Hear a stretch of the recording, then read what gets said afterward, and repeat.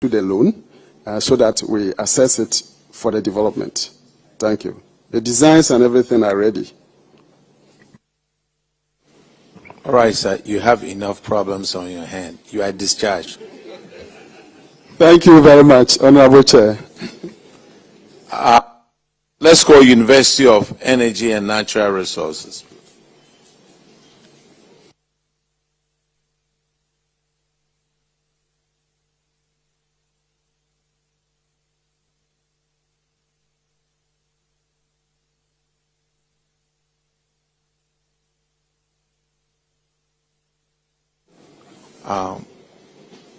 You took the oath, right?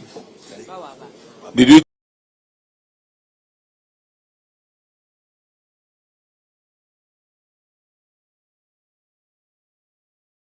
take the oath? Okay, please use a microphone.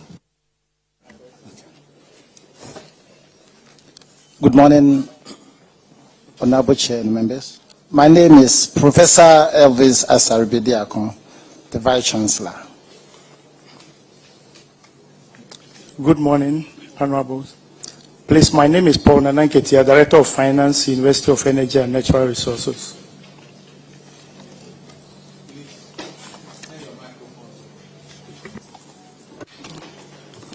Good morning, Honorable Chair. Please, I'm Hefo Dasare. I'm the head of the Human Resource Division. All right, we'll start with Honorable Alhaji Bauer. It's paragraph 252. Thank you, Mr. Chairman, and VC, welcome. My first question to you, we are going to peruse your financial performance. And the university ended the year 2023 with a surplus of 4,286,804 as compared to a surplus of 10,478 recorded in the previous year, that's 2022. Even though your income increased, what accounted for this loss in surplus? Thank you, Honorable Chair. Yes, rightly, as you said, yes, our income increased, but when we come to the expenditure, we realize that employee compensation increased from 79 in the 2022 to 102 million. So that really was one of the main reasons for the reduction in the surplus, and also other recurrent income, 56 million as compared to 36 million the previous year. So, Honorable Chair, this accounted for the reduction in the surplus. Can you walk us through the, what constitutes other recurrent expenditure? Okay. Current expenditure. Other current expenditure, okay, yes, I'm coming. So, other current expenditure, 9.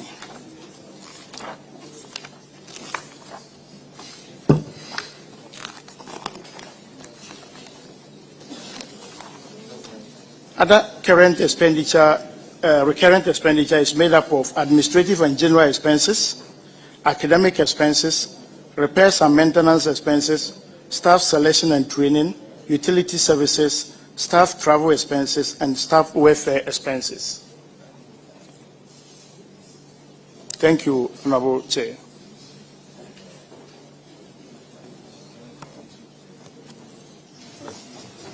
Does it go to say that that year a lot of staff traveled outside?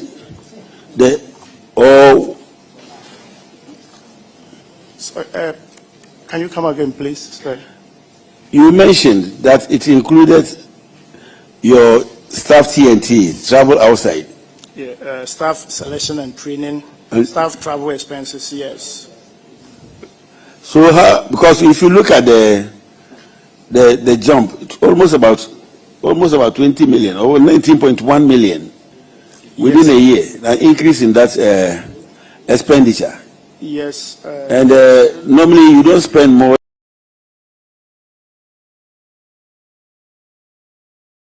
than you earn.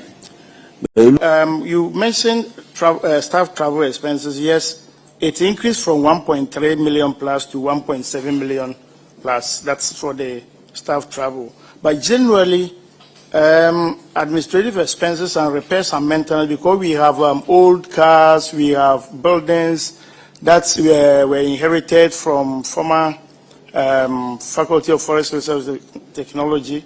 Some of them need repairs and maintenance and the broken chairs and all that. So that also accounted. And academic expenses. These academic expenses also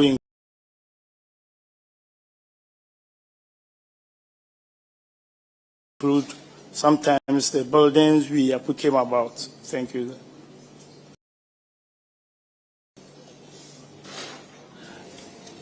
I am particularly concerned about UNE because I have an interest in UNE. Thank you, sir. I also have my ward in UNE. Thank you, sir.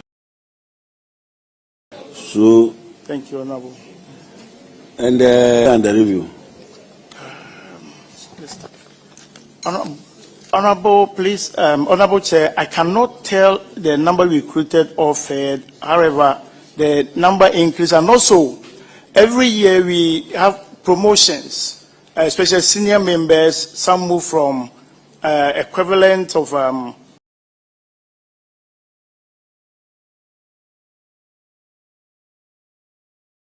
lecturer to senior lecturers, and they come with increment. They go to professors. So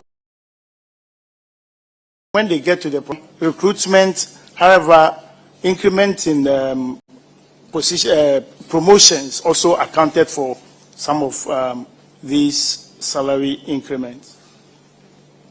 So, and also, your liabilities also increase.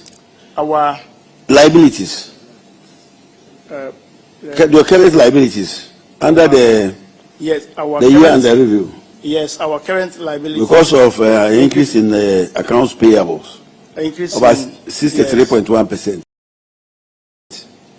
Yes, our accounts payables and liabilities increased from 10 million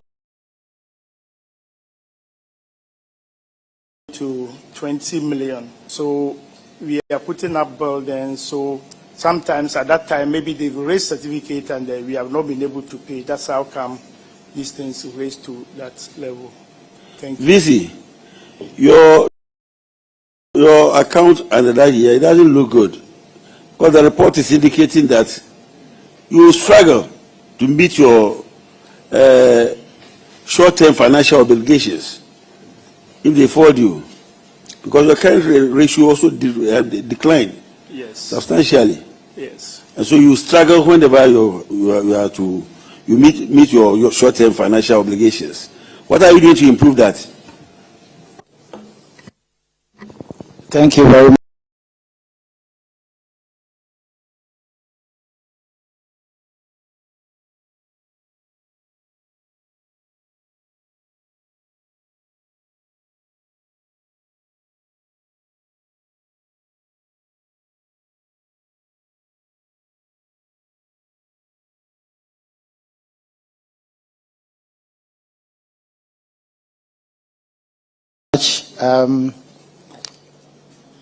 And we have to spend a lot of our IGF.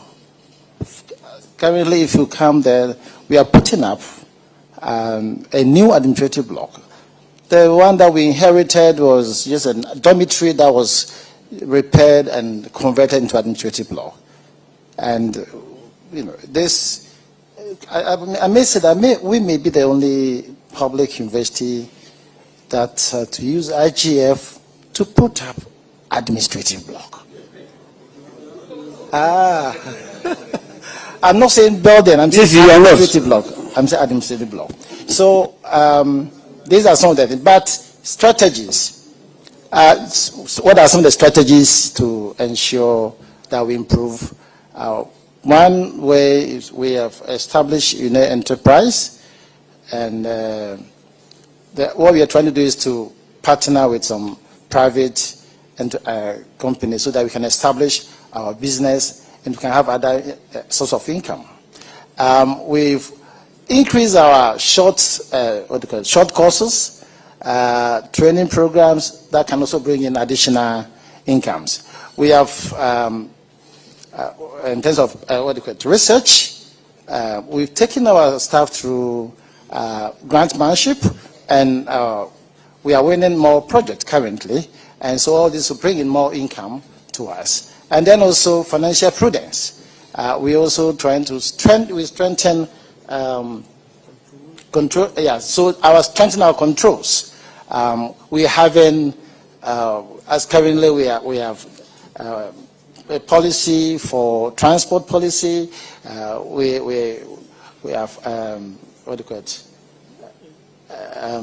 transport policy and other policies that all will go in to strengthen the controls of the university. So we are looking at two ways.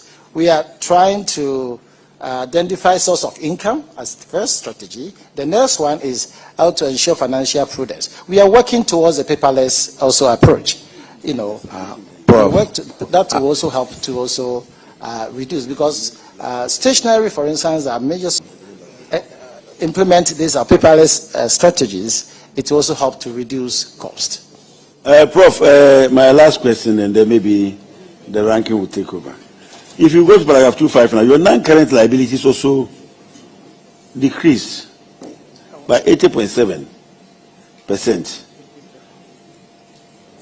From 365,000 to 1,897,000. Yeah, it decreased from 1 million to 365. The non-current liabilities.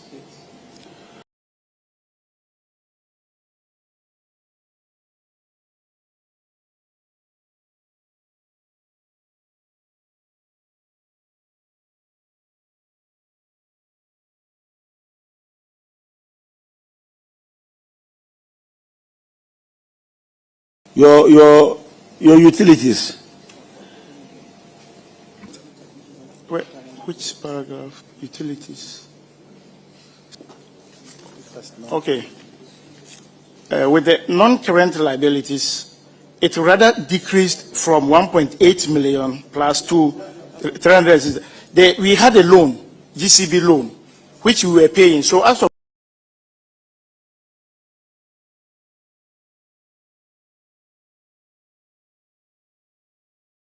2022, so that's why it reduced from 1.8 to 365,000. So with the interventions that this you are saying you have put in place, I'm sure when we come to the 2024 report, we'll have something different. Yes. Your current ratio will increase. We are hoping so. Mr. Rankin, I think you can continue from where I've left. Thank you very much.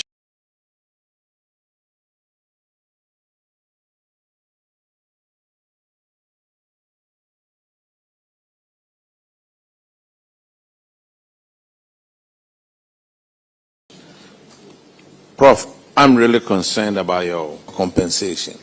If you don't watch it, very soon your recurrent expenditure will be higher than your compensation. What is the status right now, 2024 or 2025? Honorable Chair, I cannot tell it because I don't have the figures here, but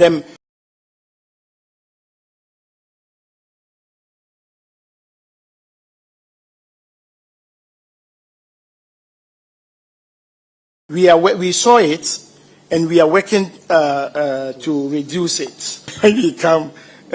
I'm sure there will be a reduction, or it will improve. It will improve. Sir, you are dealing with public funds. Yes. You are dealing with public funds. That is the only thing I will say about it. Okay, Now, yeah. let's move Thank on you. to paragraph 261, and Shirley Chair will take care of that one. Honorable.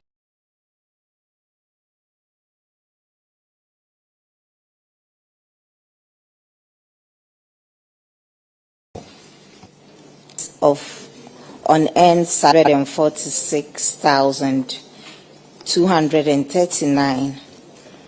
The auditors noted that 60 employees, former employees, owe the university 6,151,445.42 Ghana cedis, and you have been able to recover 1.9 million Ghana cedis with an outstanding of 4,246,238.97 Ghana cedis as of March 2025. The auditors recommended that you take the full outstanding amount of 4 million plus and pay same to the Auditor General's recoveries account. You, in your response, said that you've developed a repayment scheme which would ensure that the total amount is fully paid by September 2025. We are in November 2025. Have you paid the amount in full? Thank you, Honorable Chair. This is the current status.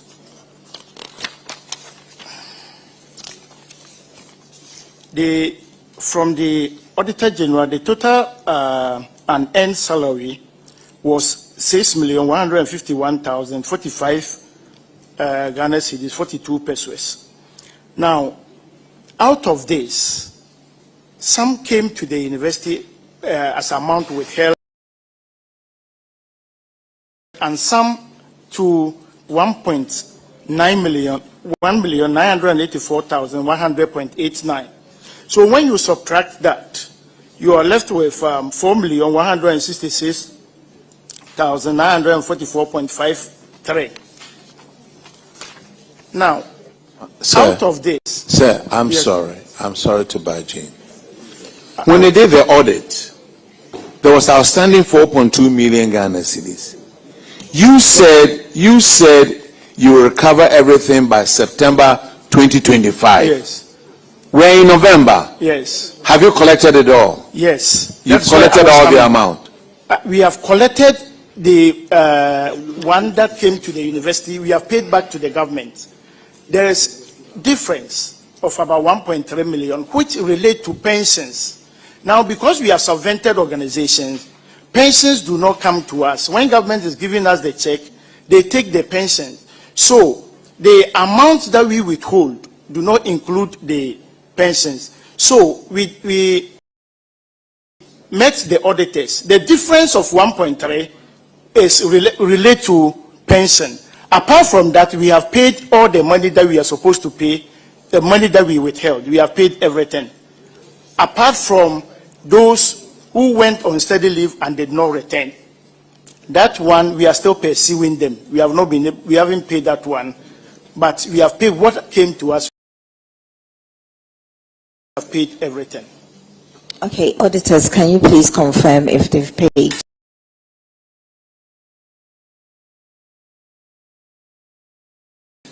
That is that out of the 4.2 million,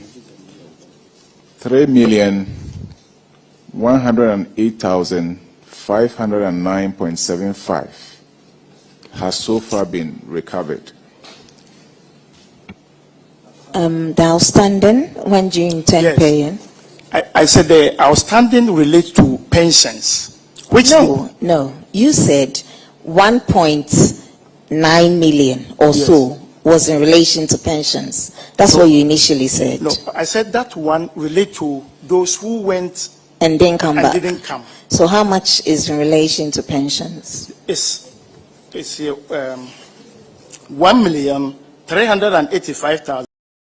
1,385,413.13.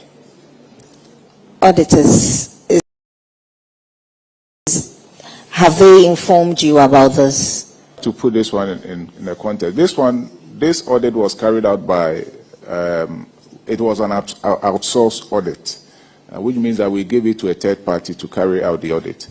Now, the status of implementation they provided to us is the fact that 3.1 million has been recovered. As to the reconciliation they did with the entity and the fact that the 1-point-something million is in respect of pensions and all that, that hasn't come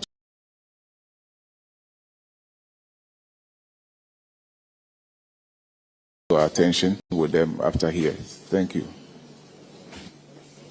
Thank you, Honorable Chair. We are in your hands. Chairman, thank you very much. Director, I would want to be clear on something.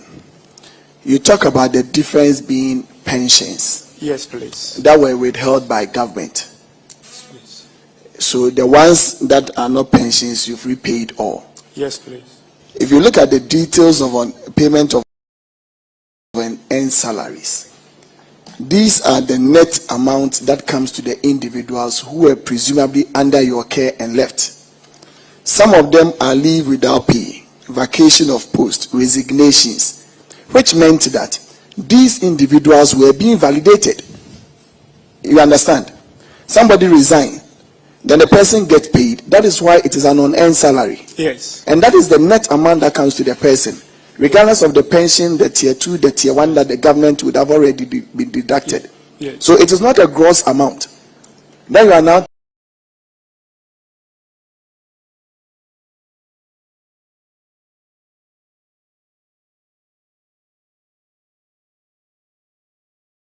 telling us that these were inclusive of pension cover. So what happened was that the auditors, when they are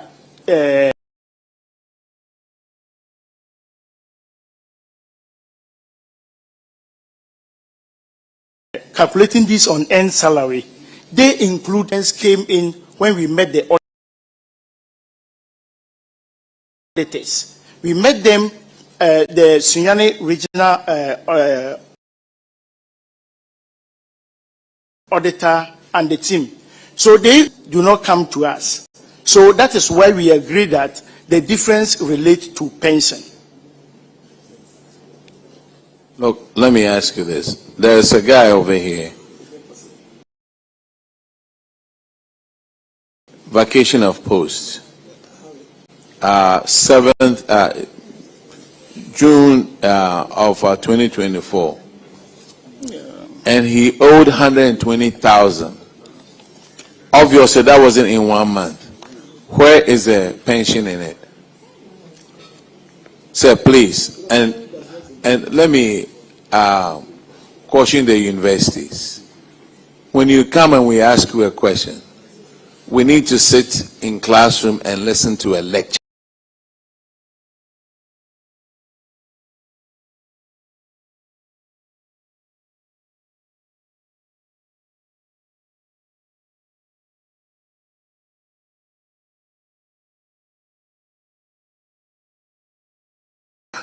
These are simple. So if you just go straight to it, it will help. Yes. Me pacho, yes, you did that. Upon it, let's come up with an amount. Even though they told us they were going to collect everything September 2025, we're in November. We are listening to a different story. Abba.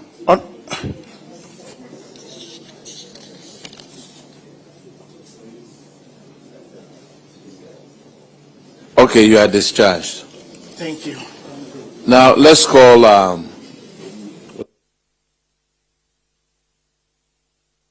Koforidua Technical University.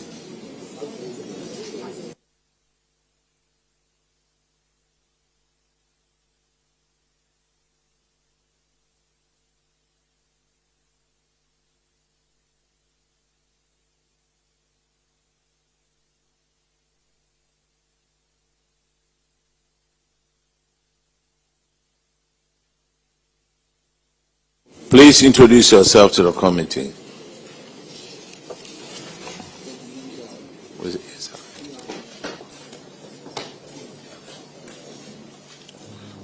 My name is Professor Richard Ohinesiedu, the Pro Vice Chancellor. I'm Prince Bafo Ofori, the Director of Finance. Chair. Please turn off your mic when you answer. Chair, my name is Associate Professor William Jedwesiedu, Director of Works. Honorable Chair, I'm James Bayentia, Deputy Director of Finance. Alexander Tre, Internal Auditor. All right. Honorable Abena Osiasa will take you through your financials. Thank you, Pro-VC and your team. Pro-VC, the letter we sent to you, were you to report yesterday or today? Thank you very much, Honorable Chair. We received two letters. The first letter we were supposed to report yesterday, and I think a second letter came which went to a different office. So we only got to know yesterday that we were supposed to report today after we had come here. That's how come there was that.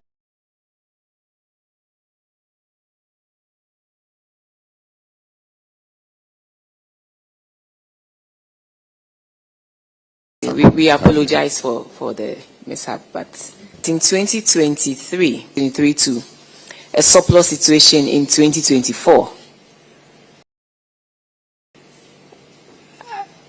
I have gone through the accounts. I must commend you for that. But I don't know how you did it because I'm struggling to comprehend the figures.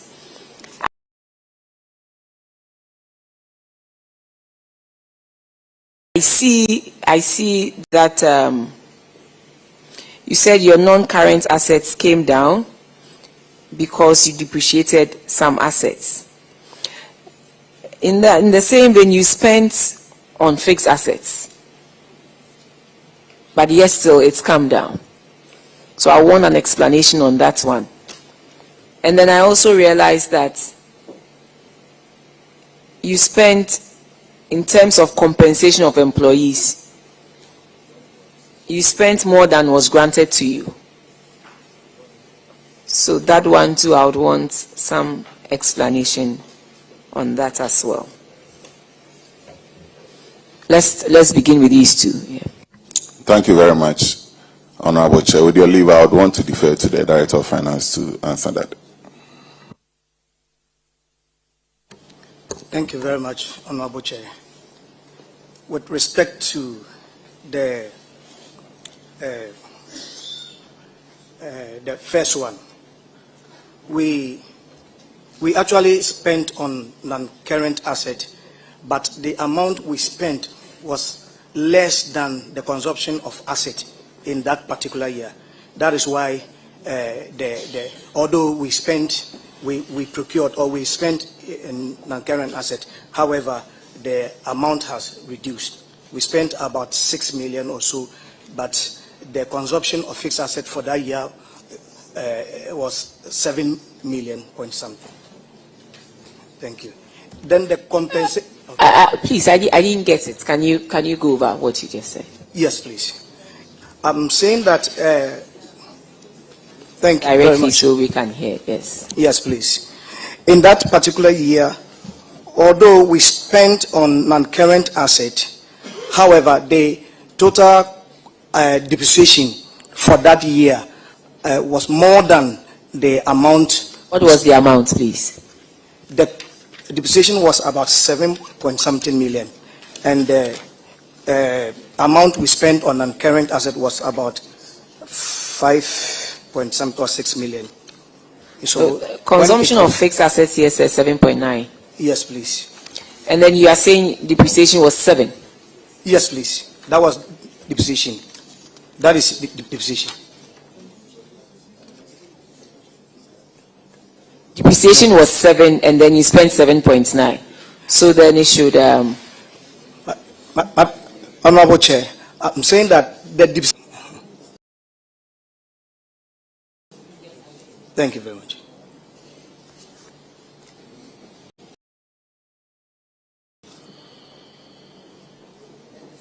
Yes, the government gives to us. We also pay part-time adjunct lecturers because of lack of personnel. So we actually recruit part-time lecturers to beef up with our lecturers.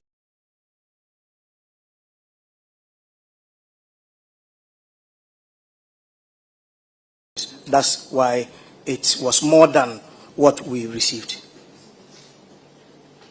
Thank you. Yeah, for a university to have a should I say, monies that you are investing in various handles. Thank you, Honorable Chair. We were prudent when the money came in initially. Usually in the university, during the first semester, you have the students paying. So at that time, we were a little prudent to end that. Thank you. User fees. Yes, it depends on... just an estimate, not the actual, but just give us an idea. Yes, at times it can be about 8 million, at times 10 million.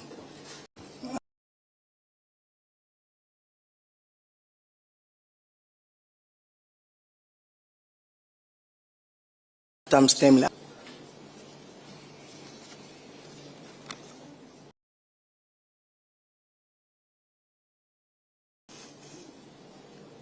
Like I said, I mean, you came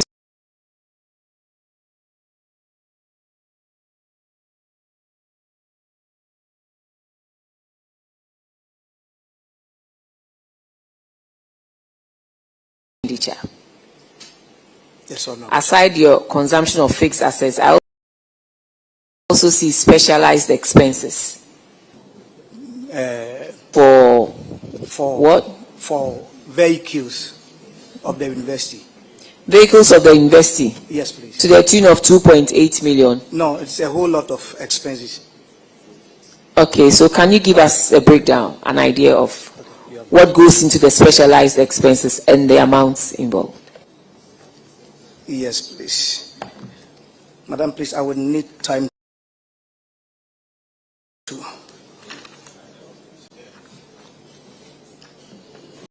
You have the... Sorry.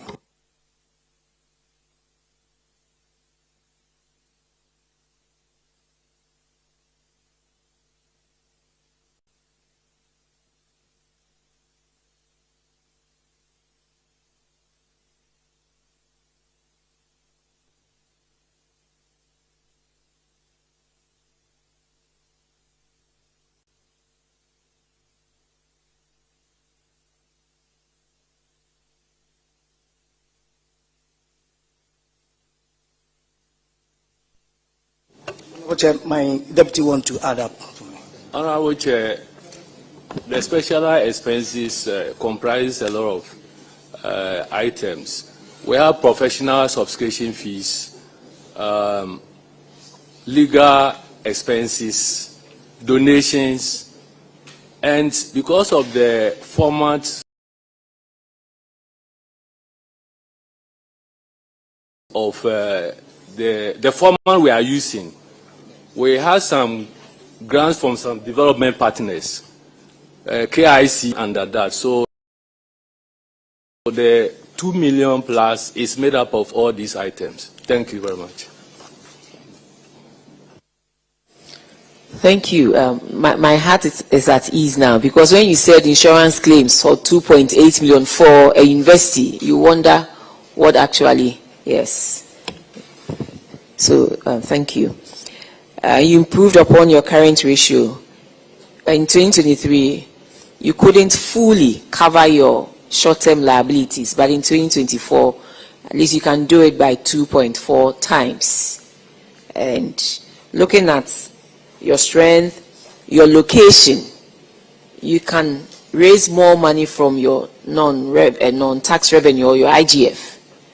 And so I expect you to be able to raise more revenue And since you have 100% retention, you raising more revenue does not mean you should increase your administrative expenses. So please take note of that and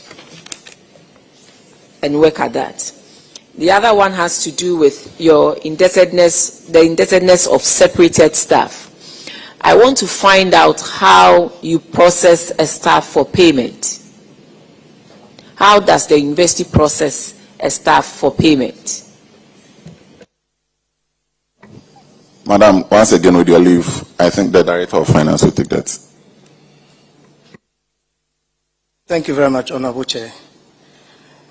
We have a payroll unit that at the end of, by 15th of the month, they would have collated, they have a sheet that it takes to all faculties department to validate the personnel over there. So by 15th, they would have received all, and then the team would use that validation form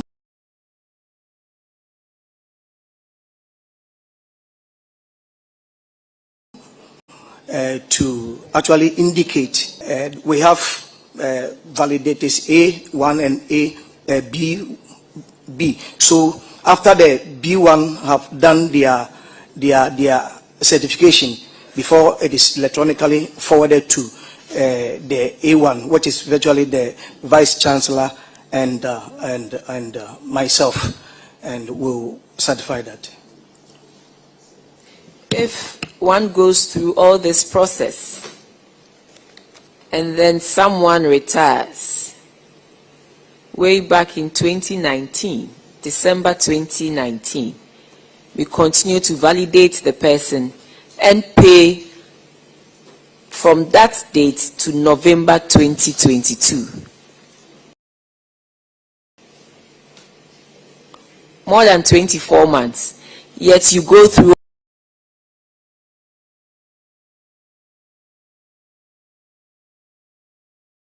all these steps. You go ahead and pay the person book. So one may ask, truly, the steps you just mentioned, did you take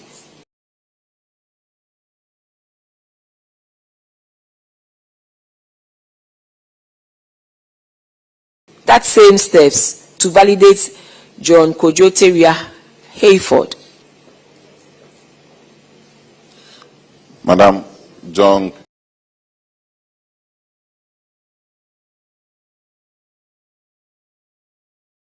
Kojoteria left for study leave in the UK.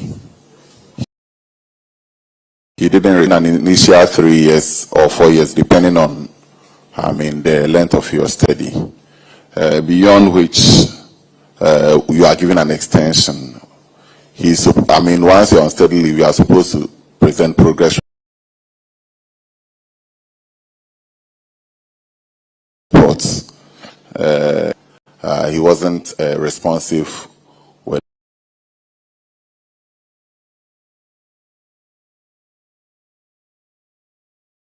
our request, and the university took steps then to terminate. Is it supposed to come to the university, say, every month, every quarter?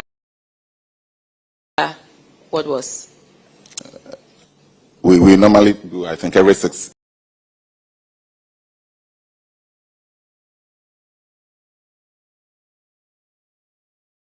Every year. It's yearly. Every year you are supposed to bring a progress report. Bring a progress report. Yes. And for 4 years, we closed our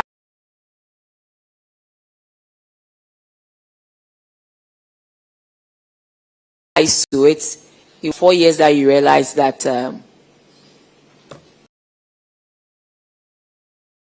there was no progress report, but yet we were going ahead to pay. No, initially there was.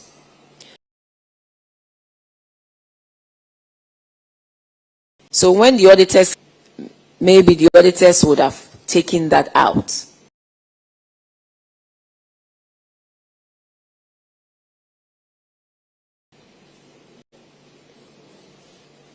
Because they are saying that, okay, so what steps have you taken to?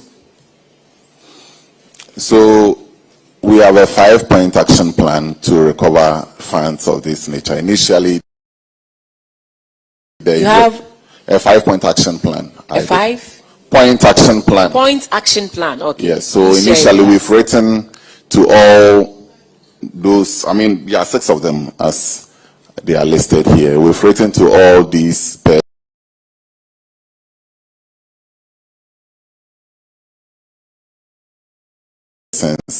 with their indebtedness.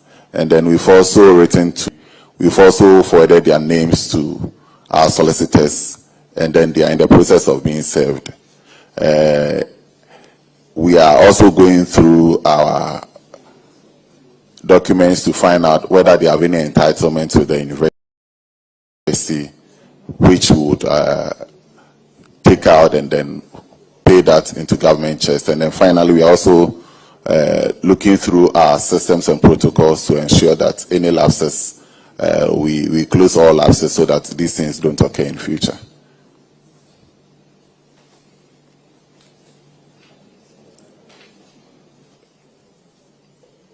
The amount is 817,619 and 40 pesos. Did they have guarantors on their file? So it's mixed. So in the case of John Kwejoteria, yes, he does have a guarantor. So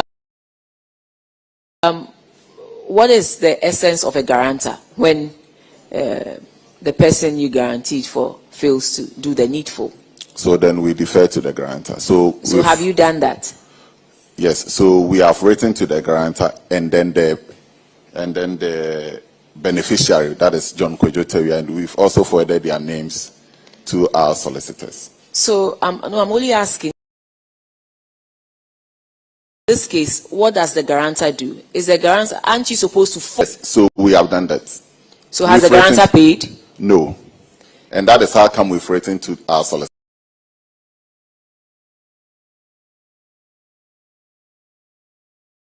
to pursue that legally. Is the guarantor part of? Yes. So that if the guarantor is part of the university system and the person he or she guaranteed for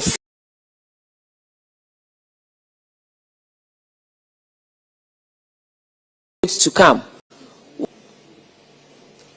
but it's government are buying and you'll be idea, so it is okay, because once you have identified the guarantor, the other time one minister came and mentioned that they identified the Ministry of Interior. So respectfully, if you can contact the guarantor to do the needful, because once you guarantee for somebody and for one reason or the other the person is nowhere to be found and the person has defaulted on the terms that was given to the terms that the person agreed to, we should do the needful. Samuel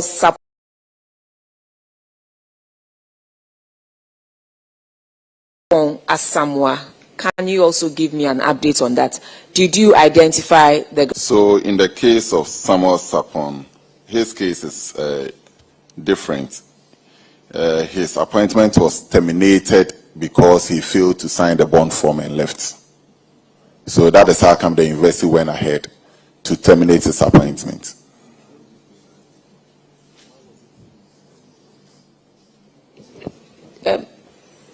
Provisy, you said the person failed to sign before leaving. When you, the university granted the person permission to go and study, and yet the person failed to sign.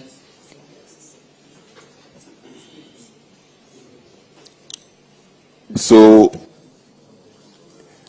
what happened was that the applicant was given, or the staff was given the permission to go. Normally when, per the current system we have, we write to the person and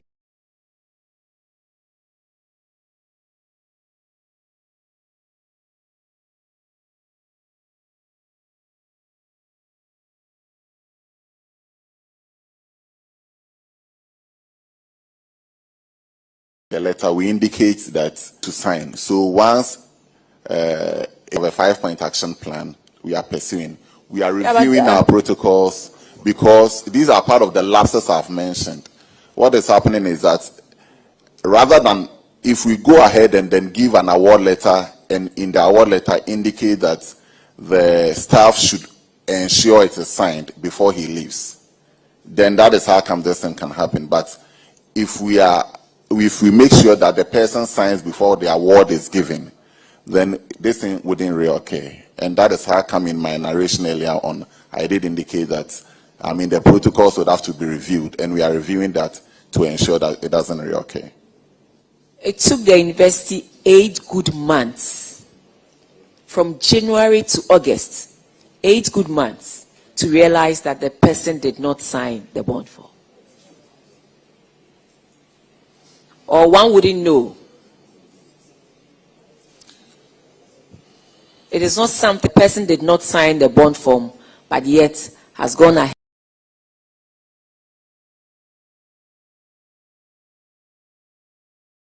and to take advantage of the permission to go and study out and receive bill. So Gladys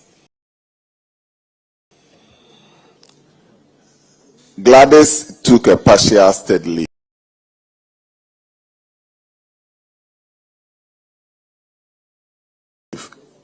Support from the university to the tune of 16,000 Ghana cedis,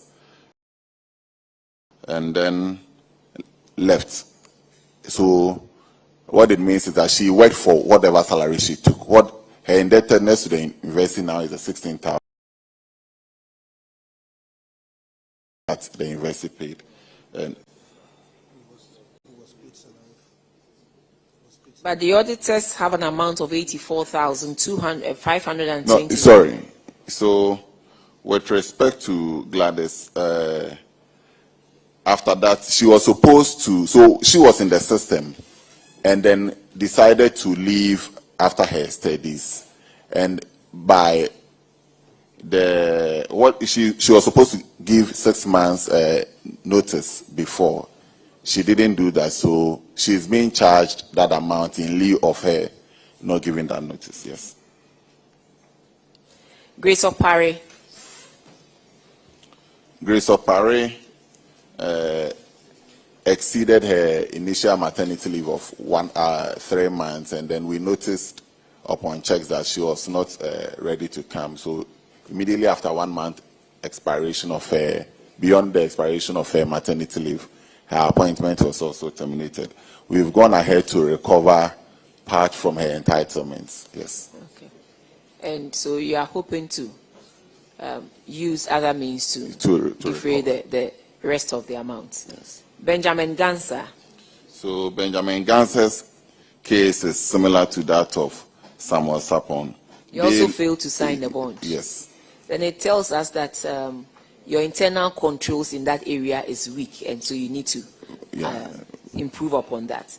And the last person is Atta Yusuf. Similar. So there are 3 of them with that similar situation.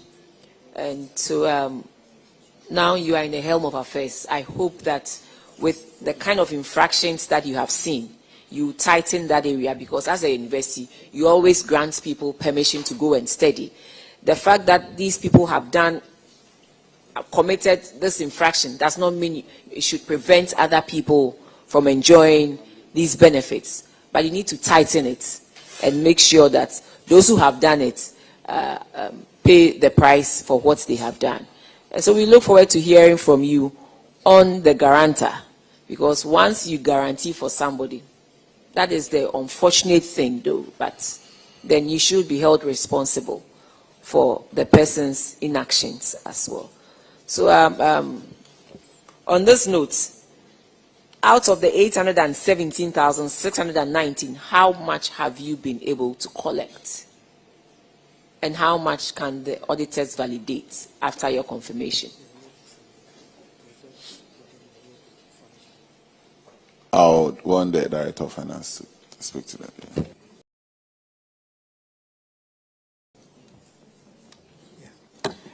Thank you. Honorable Chair, we received from internal payment. So we'll seek your permission that we furnish the details with them.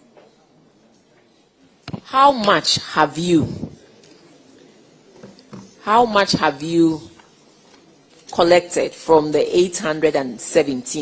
619 liability? Okay.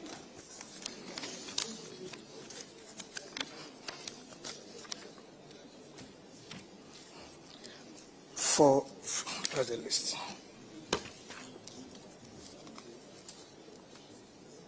Okay. From John Tavia is 7,900.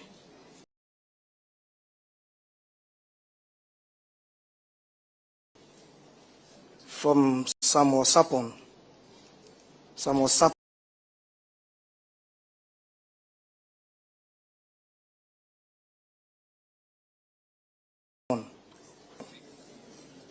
Been cited for. And you don't come here and say we should give you time to calculate how much everybody has paid. Respectfully. Madam, please, I have it now. Sorry. Grace Opare, 7,991 Ghana City, 80 pesos. John Tavia, 3,995.999. Samuel Sapon, 7,991 Ghana City, 80 pesos.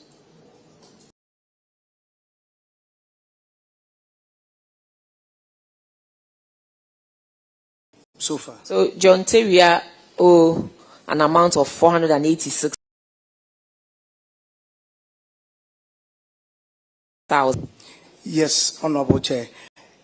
They are not in the country. And I'm glad that Pro VC mentioned the fact that for John Tavia, the guarantor works with the university. So he liaises with the guarantor to make the necessary payments. Chairman, I will defer the time, the period for the payment to you when I'm done with the others. And then for Opare, she has paid more than 50% of that. Make sure you collect the rest. So in total, out of the 817, you haven't done more than, is it 25? 7, 3, more than 20,000. Yeah, just around 20,000. Yes, just around 20,000 out of 817,619. So the university should take steps to do the needful. Chairman, I want you to give them the period through which they are supposed to clear this infraction.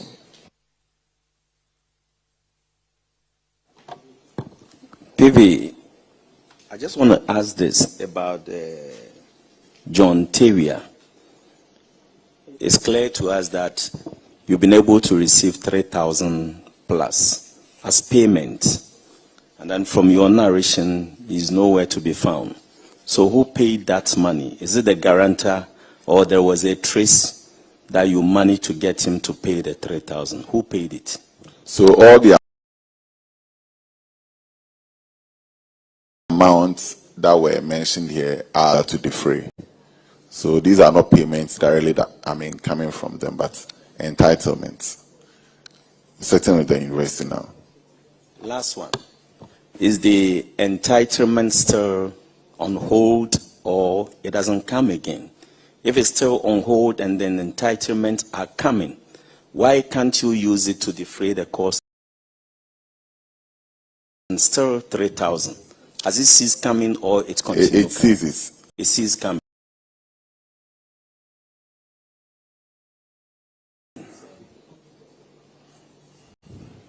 Prof, 1,000 Ghana cedis on separated staff.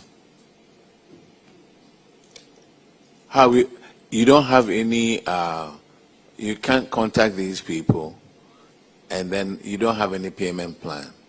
But it looks to me like this was planned chaos, because these people failed to sign a bond. At least you have 3 people who failed to do that. It looks like conspiracy to me, sir. Yeah, on the face of it, yes, but this is what I consider as lapses. Normally, so this is what happens. Once a person is granted steady leave, he's written to, just like I did indicate, stating that his application for steady leave has been granted, and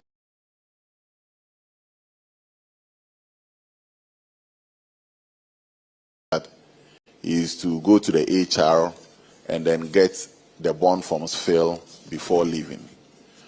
When this happens, I mean, once the Staff Development Committee meets and grants this, by default, the head of department who normally validates assumes that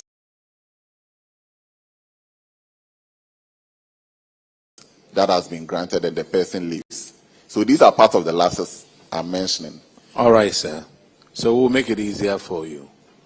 We want you to collect this amount of money in 90 days. However you collect it. If not, those who validated these people will have to pay personally. Thank you. Now let's move on to your next one. Our auditors want to say something. Honorable Chair, with your leave, would also want to recommend that what they have gotten from the entitlement should be paid into the Aegis Recoveries account for onward transfer into the consolidated account. Thank you. Thank you very much. You heard him. Noted, Honorable Chair. Now let's go to your next one. Delayed projects. These started from 2019. You started these from 2019 to 2020. You have made a payment of 37 million Ghana cedis, and these have stalled. Why? Yeah, so these projects currently, in all instances, the contractors now on site working, and we are also happy to inform the committee that 2 out of these 3 projects are going to be completed and handed over before the close of the year. That is the Faculty of Engineering block, and then the Faculty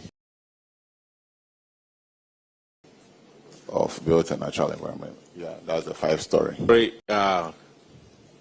Engineering block is completed. It's almost about 97% complete. It's been painted, and then we are just waiting to for some cleanup and then handover. So hopefully by the close of the year, we should take delivery of that project. And then construction of the faculty block. Same. And then by the 4-story, 27-unit block of flats. So that we're hoping to get it completed by end of first quarter next year. Auditors, could you confirm what he's saying, please?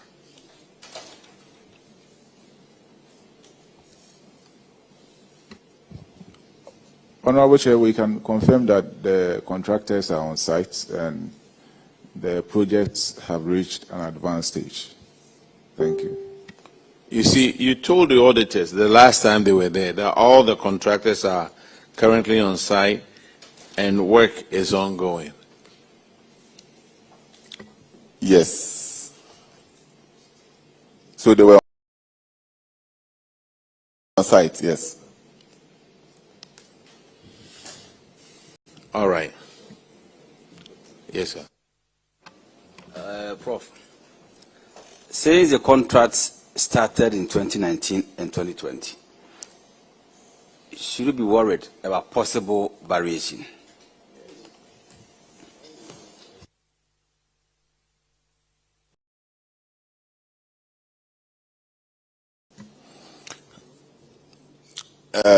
It increase every now and then.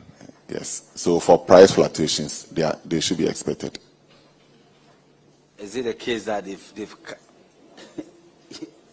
yes. So is it a case that they've come or you are expecting them? I just want to know that what is happening now. If you take projects that began, I mean, most of these projects, just like you did indicate, started in 2019, and I mean, you all bear with me that we're hit with COVID, which slowed the progress of projects generally in the country. So that, together with the fact that, Prof. Chair, Honorable Chair, again, you would note also that 2 out of 3 of the projects are IGF, and then the other one is GET Fund. So for GET Fund, I mean, delays in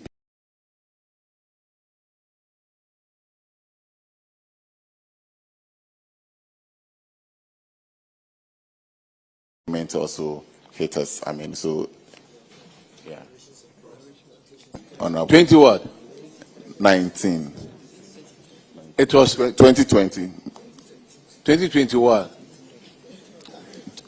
COVID-19 started 19, and then, I mean, by when did they come to Ghana? 2020 we were on lockdown. First quarter 2020 we were on lockdown. But you started all these projects in 2019.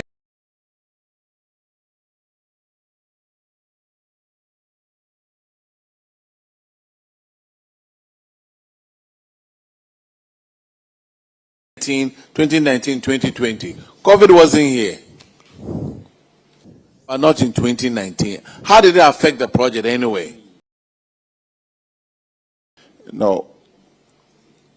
Certainly, with the lockdown, I mean, we're not working. So that was... Koforidua. But was there a lockdown in Koforidua? And for how many social weeks? Distancing. I'm sorry? And for how many weeks? Was there a lockdown in Koforidua? Or how many months?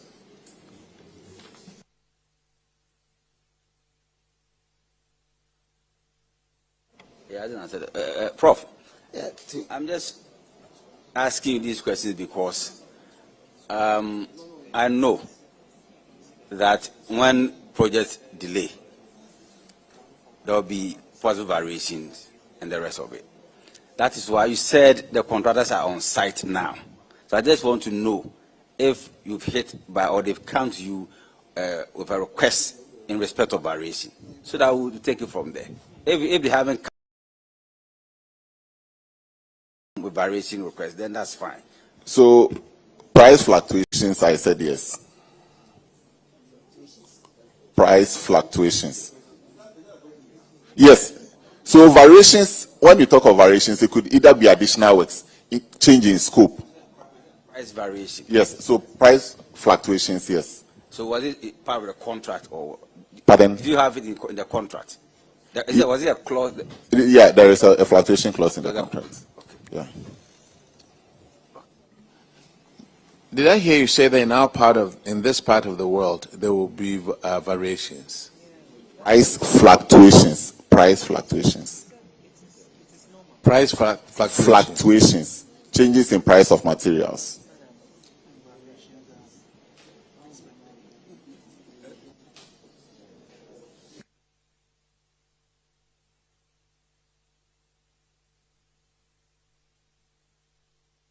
You see what it says, what this one tells me is there wasn't proper planning when you started this. And then you delayed it and delayed it. Anyway, that's Koforidua, right? Koforidua Technical University, right? Yes. You are discharged. Thank you very much.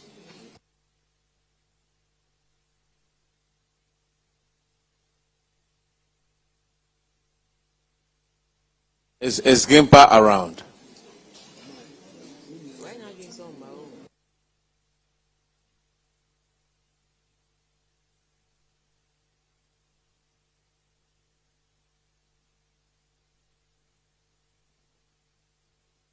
Can we call Bolga Technical University, please?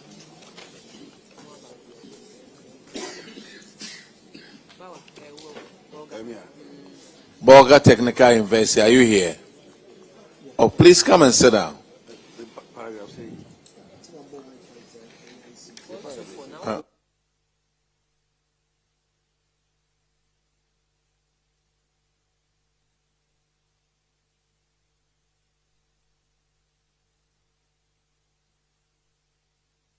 Could you please introduce yourself to the committee? Did you take the oath? Yes, we did. All right. Please introduce yourself. Thank you, Chair. My name is Samuel Erasmus Alna, the Vice Chancellor. Mr. Chairman, my name is Richard Atia, Acting Registrar. Chairman, my name is Solomon Awaria, Acting Director of Finance.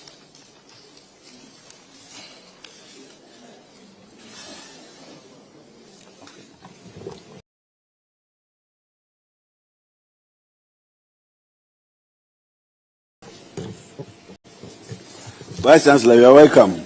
Yes, sir. We met separately, in Tamale. I'm looking at your financial performance, and I've seen that the year under review, you ended with a surplus of 35 million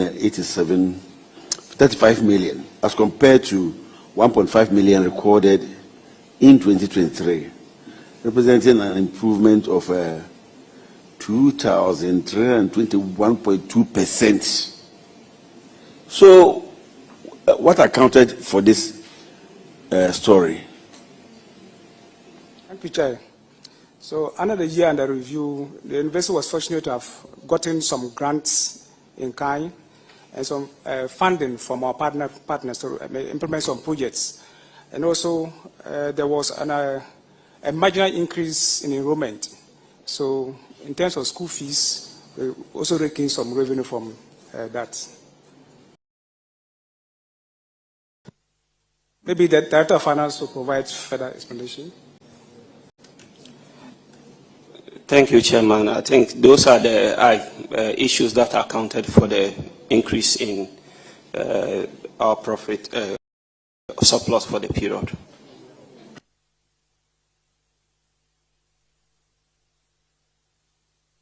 So that accounted for the major surplus that we saw? Yes, please. And then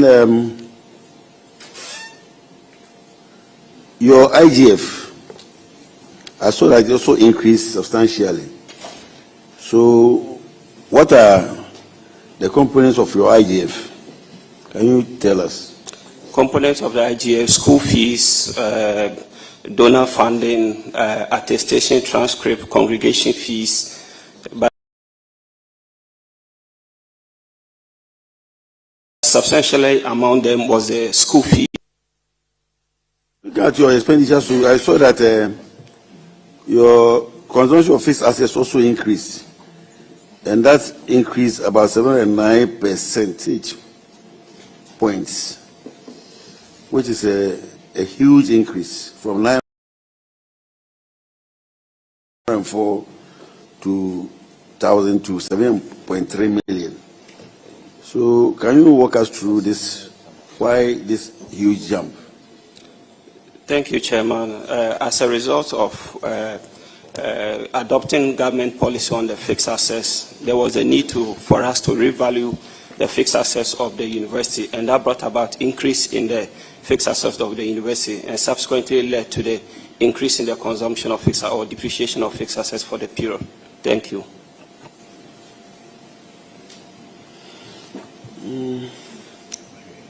Mr. Chairman, looking at their financial position, it looks good. So all what I can say is that they should increase. They should keep up whatever they are doing. That has reflected in this very nice financial position that we are seeing. But the current ratio improved to 13.0.1 in 2024, indicated that the university will be able to meet its short-term financial obligations when they fall due. So you've done well, and I know the VC, since it was a polytechnic, he has been there till now. He's done a very good job. Prof, thank you. Thank you, sir. With your kind guidance, I've been able to rake in a lot of revenue. So we hope that going forward, we'll continue to get the support to be able to do better. If you do good, when you come here, we say it. If you fall to when you come, we say it. You've done well. Thank you, Honorable. All right, you are discharged. Now let's call Tamale Technical University.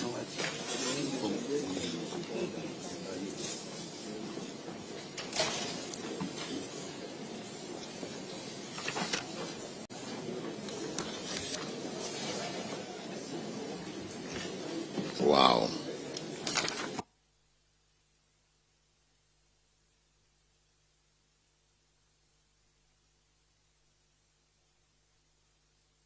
Please introduce yourself to the committee.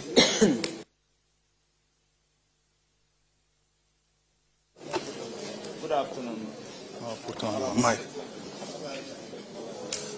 Good afternoon, Honorable Chair. I'm Bashiru Imore Ibn Said, the Vice Chancellor for Tamale Technical University. My name is Al Hassan Abdurazak, Director of Finance, Tamale Technical University.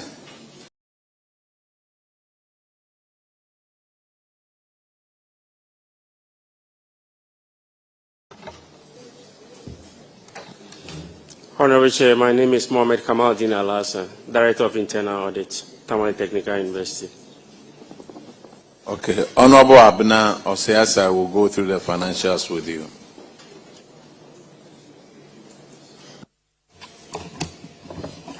You're welcome, TTU. That too. Thank you. Yes.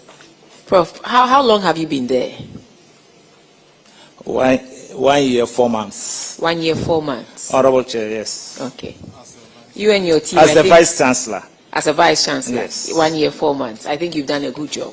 That's why I asked. Yes. Thank you. You've done a good job. Just like my colleague said, when you come here and you have done something that is commendable, we will let you know and we'll let the whole world also know. And in that same way, when you come and you haven't done something that is you've done something that is not commendable, we will let the whole world know. And you moved from a surplus of 1.7 million to a surplus of 13 million. And you improved so much on your current ratio where you could cover your short-term liabilities by 2.6 times to 7.6 times. It means you are doing something right.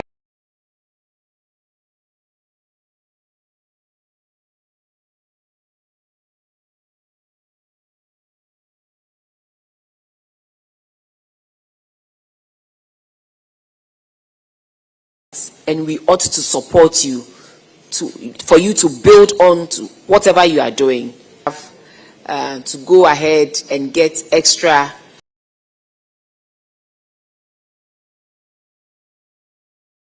staff to support the staff that is currently on government payroll. And I have also seen that you are able to raise close to 1/3 of what government gives you as IGF, and that is commendable. Government gives you 100 million, and then you raised almost 30 million from your own internally generated funds, and that is commendable. Even your project income, the project income that you received, and your project expenses, you made sure you did not spend more than what you received. And that is prudence. So I don't think I have much to say, but to help, to encourage you, you're welcome. And to let you know that you have an ally in us. We want you to open up the place. And if we want to open up Tamale for business, a lot will depend on what you are doing. And so keep it up. whatever it is that you have to do to make sure you maintain and improve upon what this results that you have shown to us from the auditors, you have to do it and do it well. So for Temale, it's not just me, but your figures are speaking to what I'm saying. And so, well done. Thank you very much, Madam.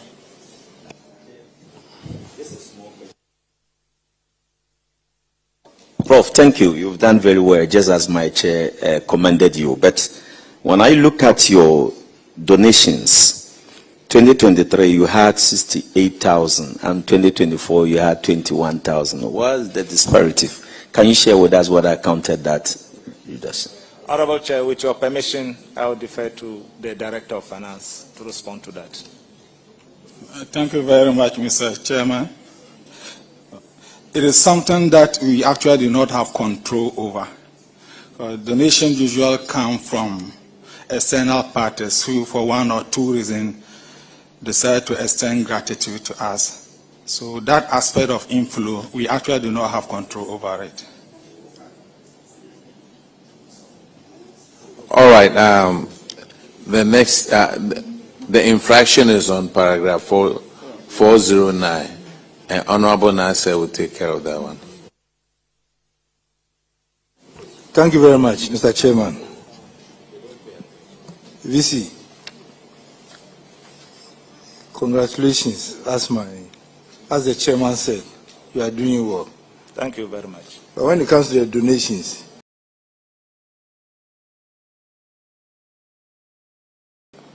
I think officially ask my colleague, the honorable member, to support you as well. So that next year the donations will come up. Honorable Chair, well noted. Thank you very much. VC, you are doing very well, but your lands are being encroached. You are doing very well, but the lands are being encroached. The Dimali, the land situated at Dimali, has been encroached. And we have other ones here. But for the sake of land gas, I don't want to mention the names. But I think you have a copy. So you can speak to it for us to know how far you've gone with that. For the title deeds to these lands. Thank you. Honorable Chair, thank you very much. The University Asset Register has been duly updated. I will defer to Director of Finance to provide the details. Thank you, Chair.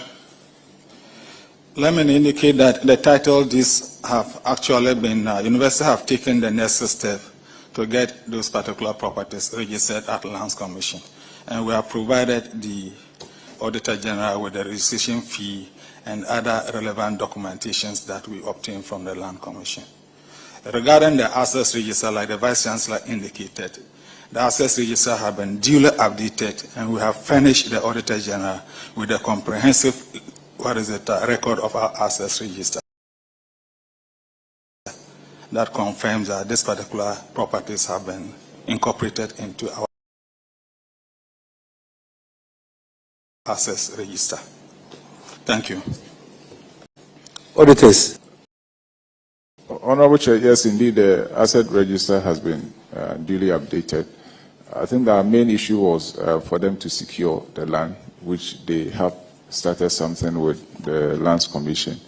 So we hope that they can complete that for the land to be fully secured. Thank you. Chairman, I think the management of this university have been very prudent, and I have no other further question. Thank you. Thank you. All right. The next infraction is on paragraph 419, and Honorable Shirley J. will take care of that. Thank you, Honorable Chair. Tamale Technical University, we realized that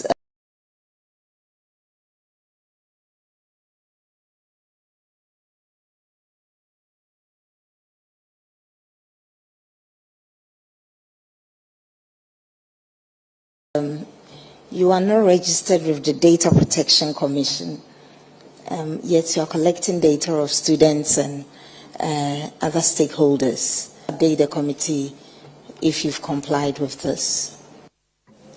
Honorable Chair, thank you very much. We fully complied with that. I would defer to the Director of Finance to provide the details.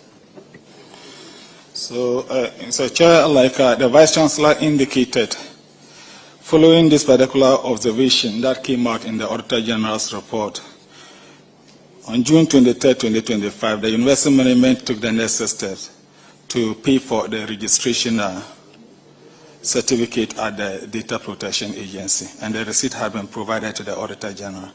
Except that after the payment, whilst we're expecting this particular certificate to be issued to us, we got another letter from the authority indicating that because of the default, we were supposed to pay a penalty for a period that the university had defaulted. That particular one too has since been paid. And we've been told that per their guidelines, it has to take a number of days before the certificate is issued. So we have furnished the Auditor General with all the relevant documents, including the payment that we have made.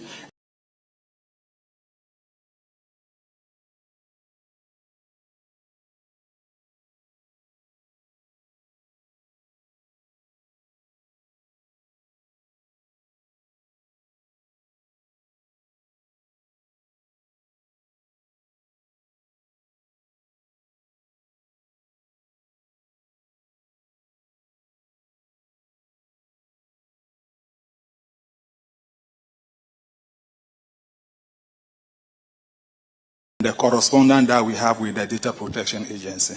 Thank you very much. Auditors, can you please confirm this? Honorable Chair, yes, we can confirm the assertion that he made. Thank you.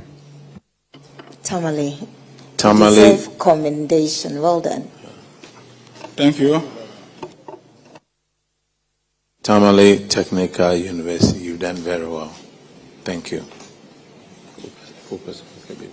You are discharged. Now Thank you very much. All right.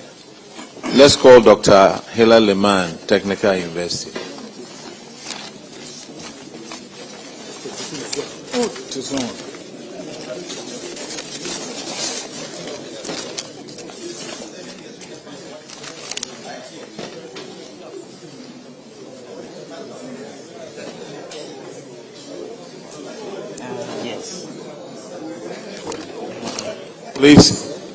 Please introduce yourself to the committee. Honorable Chair. Honorable Chair, I'm Engineer Professor Hamida Tudarimani, the Vice Chancellor. I'm Musa Basik Diabo, Director of Finance. I'm Joseph Benda, Acting Procurement Director. Honorable Chair, my name is Abdulrazak Abdullah, Acting Director of Internal Audit. Thank you. All right. Honorable Abinal Siasari will handle your financials.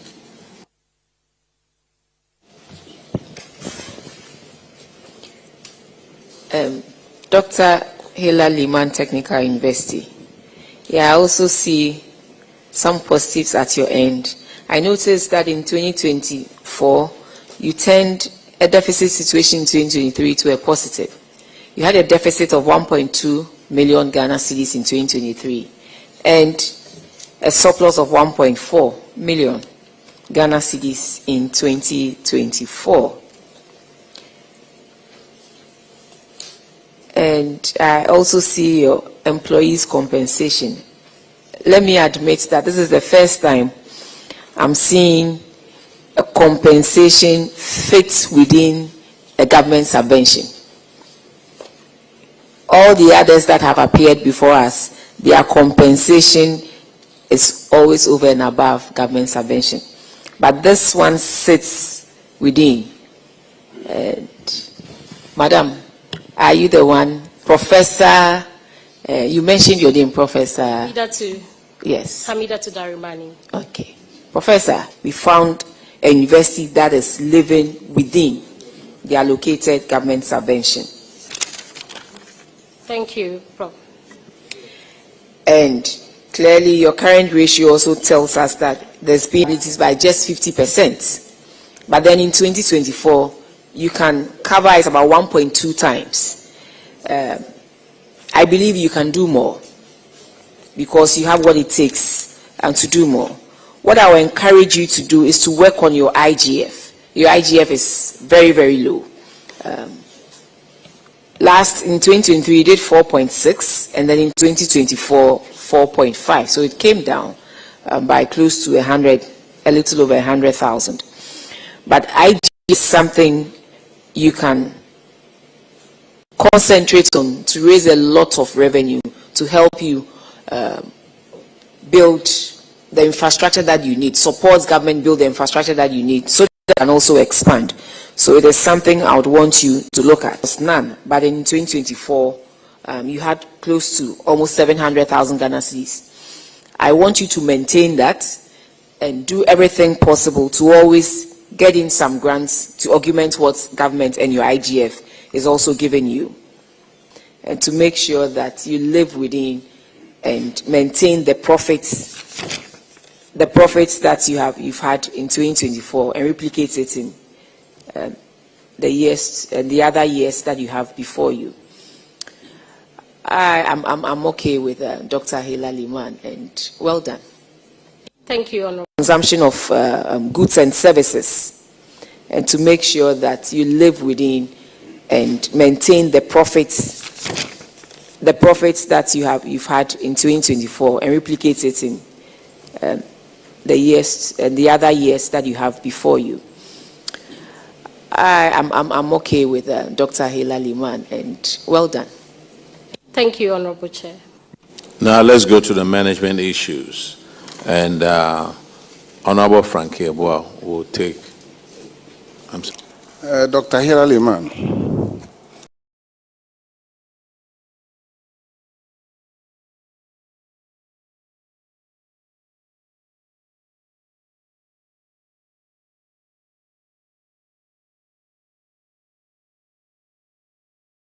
Well, welcome once again.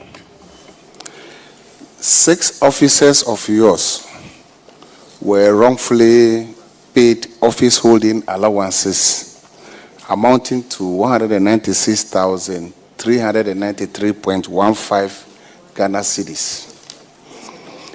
The Auditor General recommended to management to recover the said amounts and same paid into their recovery account, which you confirm you did through Controller and Accountant General system. But for Sebastian Dagwa, he was underpaid entertainment and responsibility allowances and was overpaid fuel allowances as well. GTEC therefore asks for correction and not refund, but the Auditor General did not get the relevant documents for confirmation. How far have you gone about that? The Finance Director will then take that. Thank you. Thank you, Honorable Chair. When the request was made, we completed the necessary input forms and submitted to GTEC for the correction, which was done. Unfortunately, we did not pick his pay slip to confirm, to submit as confirmation, but he is now on his rightful allowances. Thank you.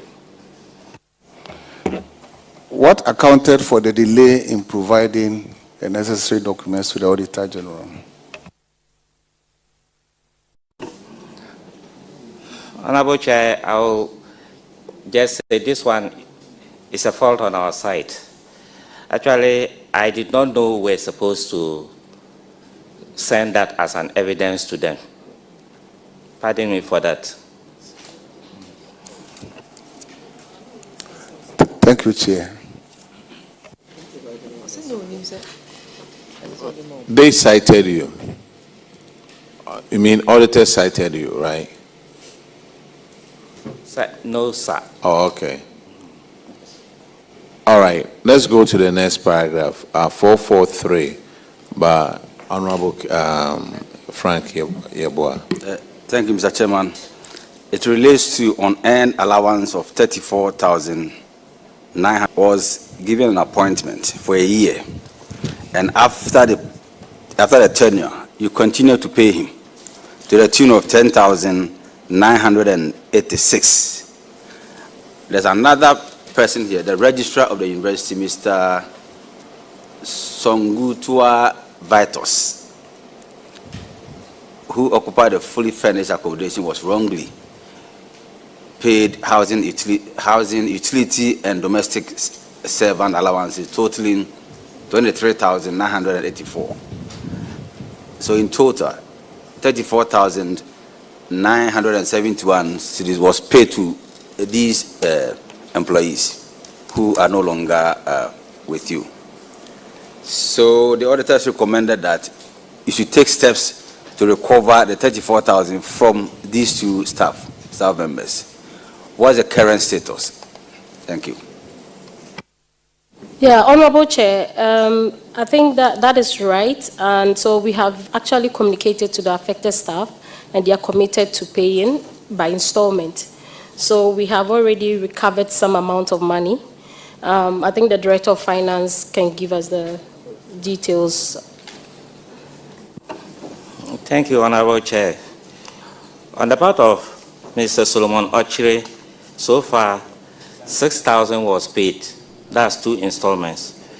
The registrar also paid 10,000 and still have an outstanding of 13,000 to pay, but he's committed to paying them. Do you have a structured payment plan, or they're just paying what they want to pay? Yeah, it's monthly. So auditors, can you confirm 6,000 from Mr. Ochre and 10,000 from Vitus? Thank you. Yes, on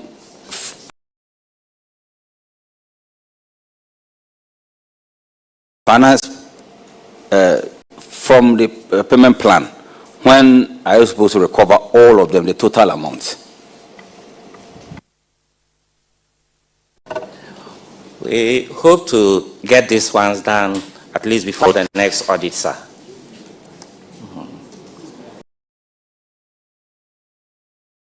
Said, that is you probably said by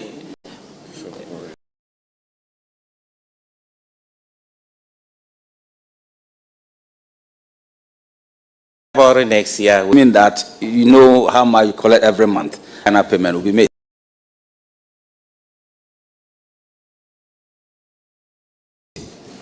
Thank you. Paragraph 457. And Honorable Enim will handle that. Thank you, Chair. So this infraction has to do with wrongful payment of allowances to staff on steady leave to the tune of 42,926. So the auditors noted that 3 officers of the university were granted steady leave with pay, were paid salary-related allowances amounting to 42,926 Ghana cedis, which they were not entitled to. The auditors recommended the recovery of this amount from the officers and paid them into the Auditor General's recoveries account. What has been done about this?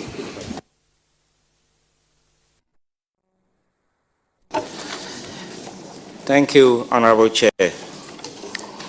The information was communicated to the affected staff, but their union came up with a document that was approved by government that staff on approved steady leave with pay were entitled to allowances, just like their colleagues who were at post.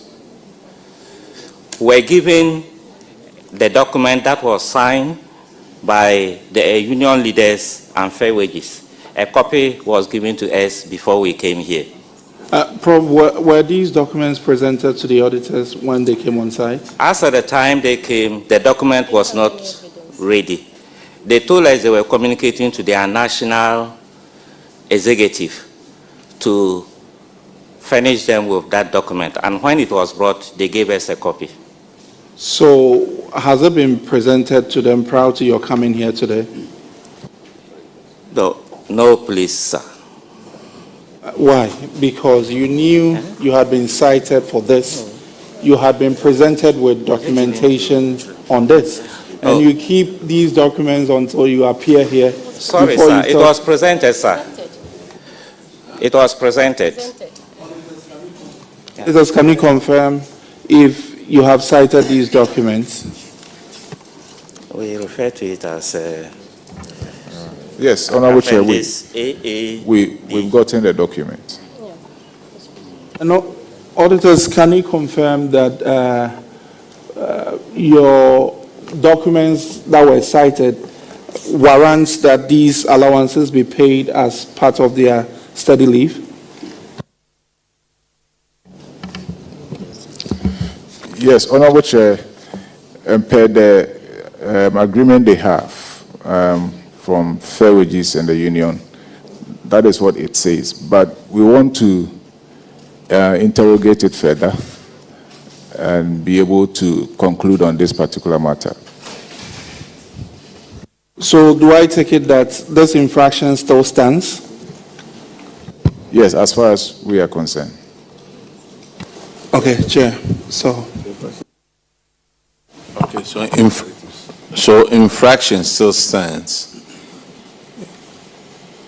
All noted, Honorable Chair. And when are we going to get this thing resolved?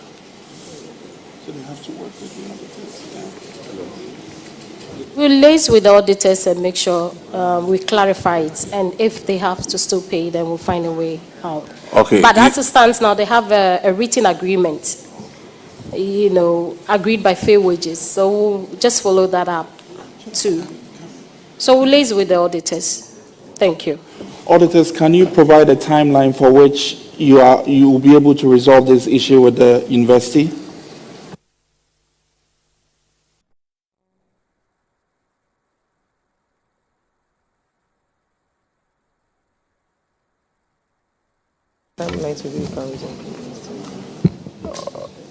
Honorable Chair,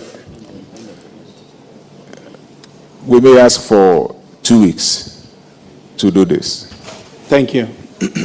2 weeks granted. The next infraction is on paragraph 464, and Honorable Nasser will take care of that one.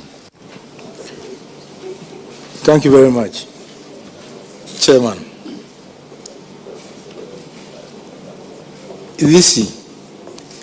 This Honorable Chair, yeah. This is about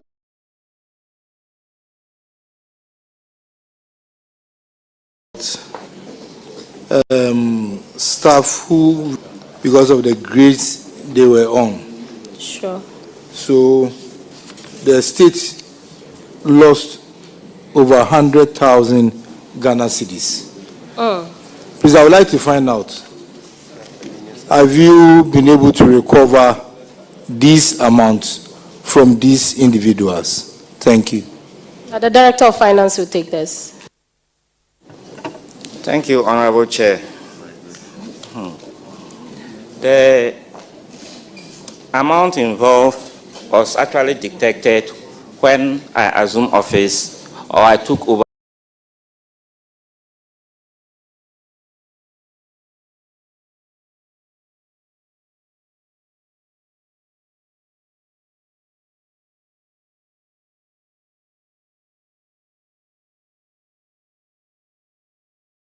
fully in January. So before the auditors came for the 2024 audit, we had already written to GTEC for a stoppage and the necessary action.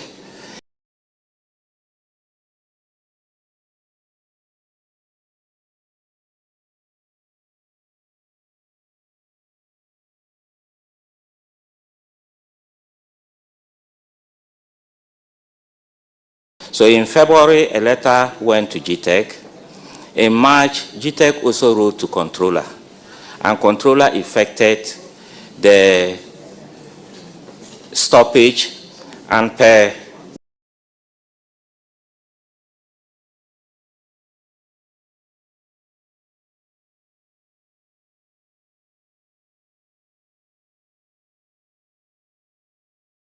that controller communicated to us was the issue started from 2021.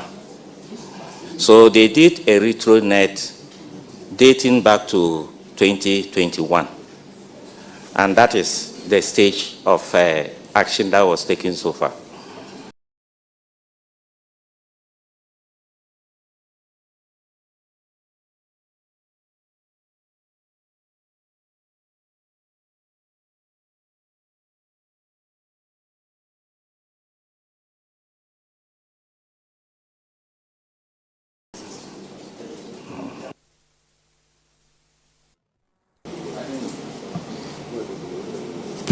Vice Chancellor, so what are the steps you are taking now to recover it? So, like he said, it is being set, the RetroNet, to recover all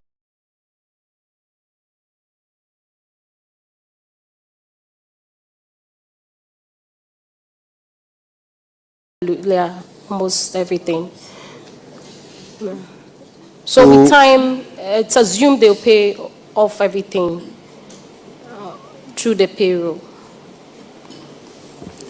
Auditors, please can you give us some confirmation on this after the RetroNet? Yes, Honorable Chair, so that has been the arrangement for the amount to be deducted from the salary at source. And so far, from the evidence provided, 18,094 has been recovered out of the 196,000.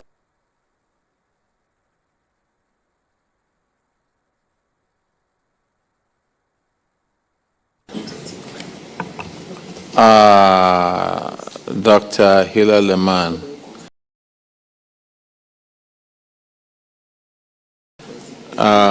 The next infraction is a paragraph 470, failure to recover judgment debt.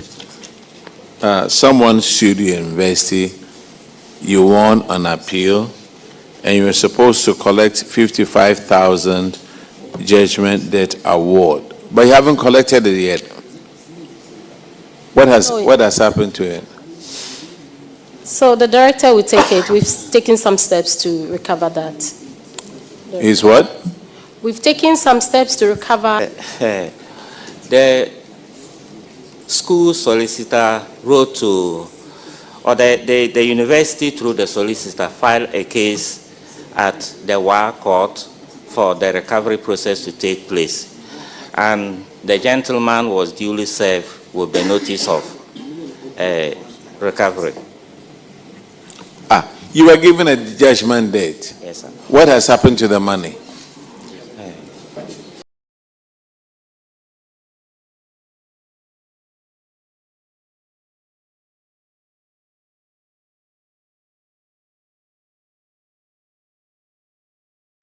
We are yet to, okay. So the court is now with a different university. And so we really want to pass through the court to collect it for us. And how long is that taking you?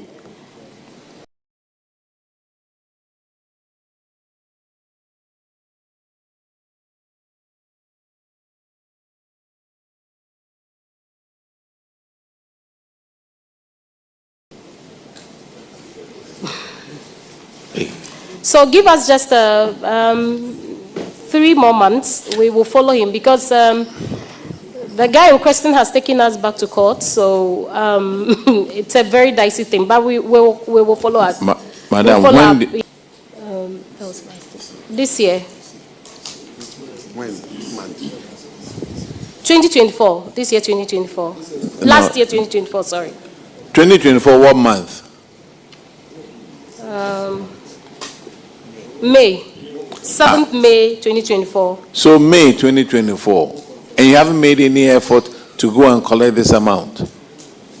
We have.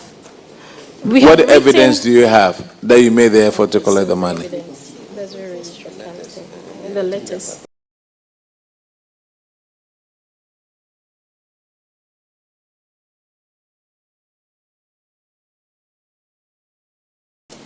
The letters are attached, right?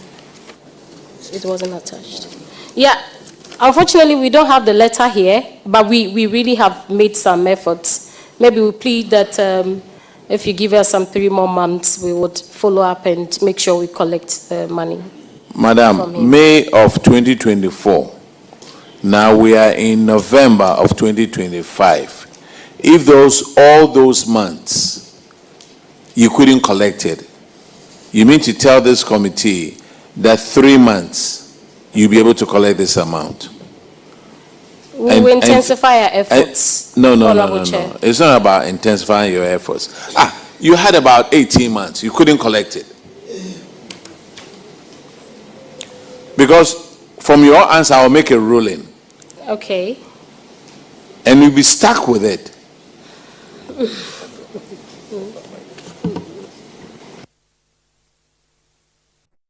So you say you wrote a letter? Yes, it's been written. You wrote a letter when? The registrar is supposed to really, that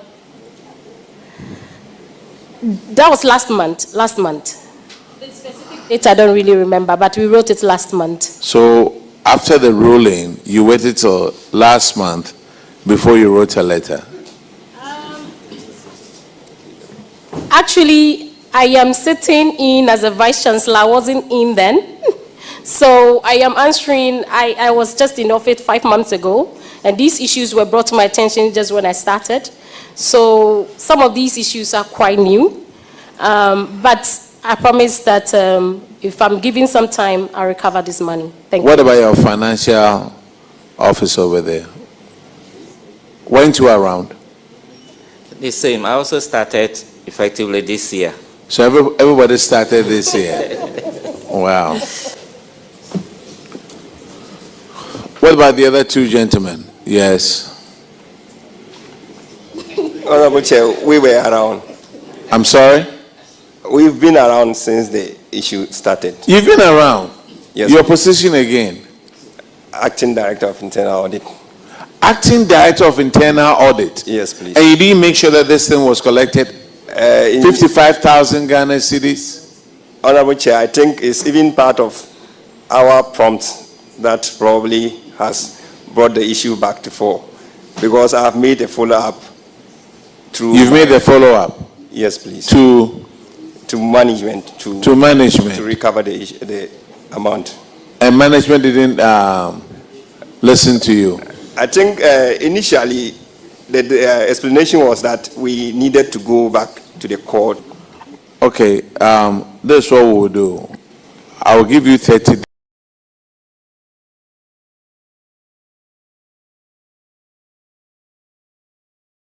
days for you to come up with evidence that you've tried to get it from the bank, from the court. If not, those people who are responsible to collect this will pay the 55,000. I think that will teach you a lesson. So 30 days, and the evidence should be given to the auditors. Otherwise, those of you who are responsible to do that, I'm saying again, you pay the 55,000. Well noted, Honorable Chair. Thank you very much. Thank you. Dr. Hila Leman, Technical University, you are discharged. Thank you. Now let's call Takrady Technical University.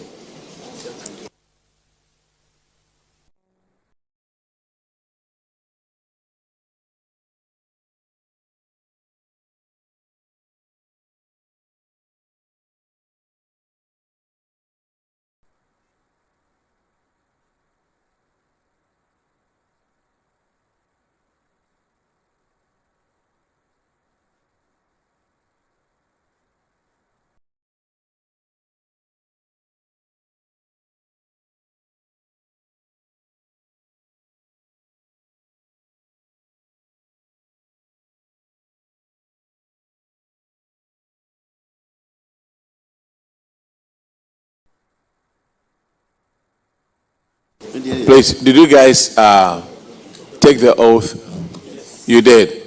All right, please have a seat and introduce yourself to the committee. Sir, please use a microphone.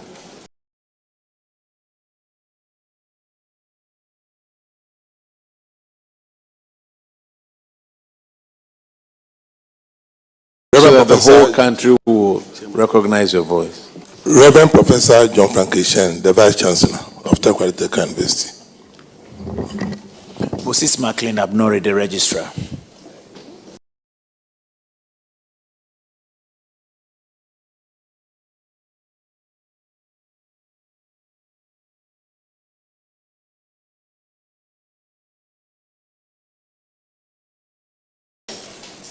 Elizabeth Obin, the Director of Internal Audit. Emmanuel Bodi, Deputy Director of Finance. Engineer Philip Kwao, Director of Works and Financials with you. Chairman, thank you very much. Reverend, welcome. Reverend, let me start with this one. What are social benefits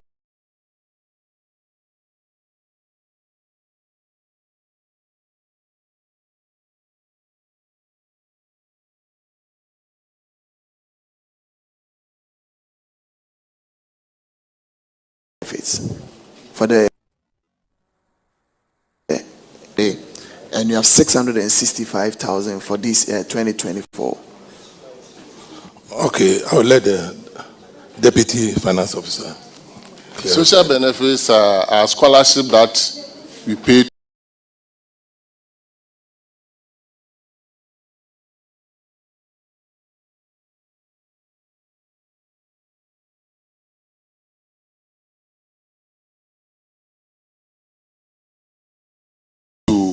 we pay on behalf of our students. You see, we give students scholarship, and from the IPSAS structure that came, you are supposed to report it under that. So the money that was used to support students by way of scholarship is what's referred to as social benefit. Oh, okay. And in your account, you realized foreign exchange. There was that expectation for you to realize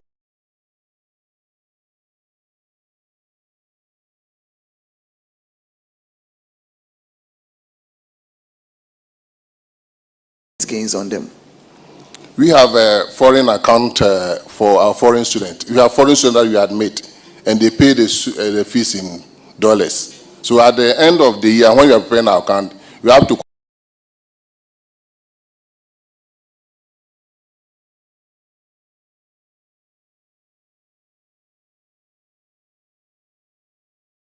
convert it to Ghana cedi. So at the time you converted, there was a gain. No, it's a foreign exchange account. We receive it as at a particular rate. And when the rate went up, there was when you converted, we had more compared to when we received the money. Oh, and you realize that as gains? Yes, it's a gain. That's Why? how it's treated in accounts. Because if it's a dollar account, it remains in the dollar. Yes. When you realize it and you want to convert into cedi, the amount of money that you realize then becomes a total revenue into whatever you'd want to transact with. Yes, it is in the dollar form. But once you are preparing an account, you have to prepare it in cedis. So you convert it from dollar to cedis so that you get the actual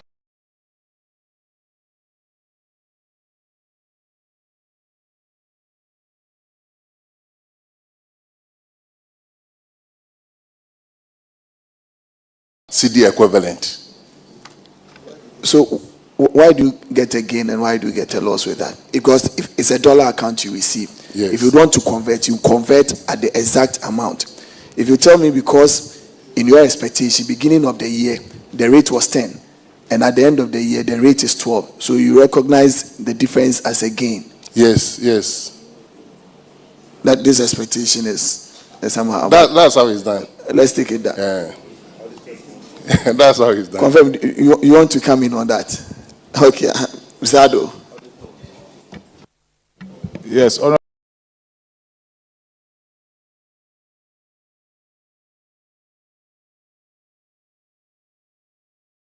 Chair, the reporting currency is in cedis. And so even if you have money in any foreign currency, you have to, at the end of the year when you are preparing the account, convert it into the cedi.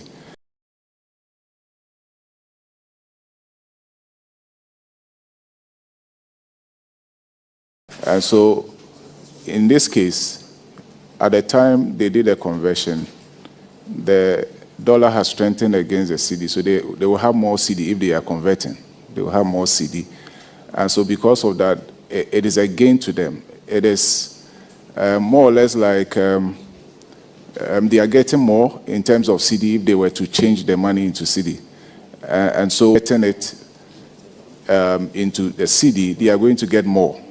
So it's a gain to them. And they would have to report it as such in their accounts.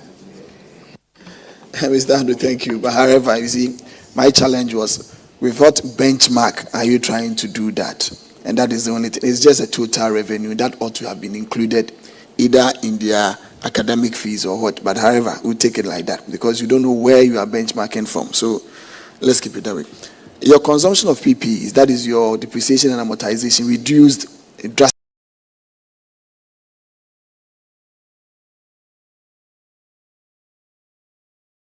drastically from 5 million to 807,000.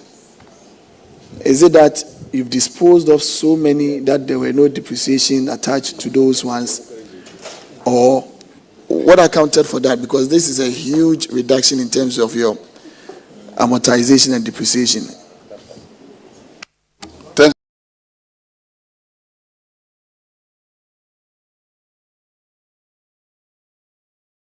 Mr. Chairman, prior to 2023, you were prepared an account based on cash basis. Now, when 2023 were asked to convert to IFSAS, you have to revalue all the assets. And when they revalued, the figure became huge. So when we applied the depreciation rate, it gave us the 5 billion. In 2024, we didn't have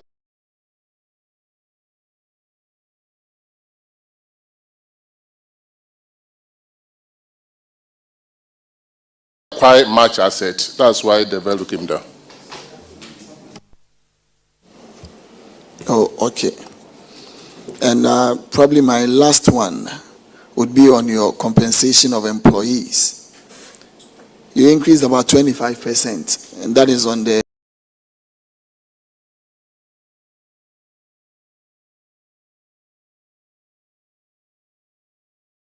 expenditure side. However, at the same time, your government subventions and grants that would compensate for employees also increased.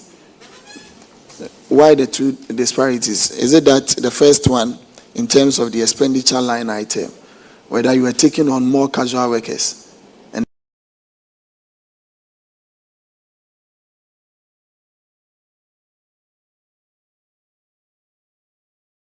the second one, in terms of government subvention, or in terms of promotions, and maybe upscale of staffs that you already had? Thank you, Chairman. The compensation you have here, you have two types. That one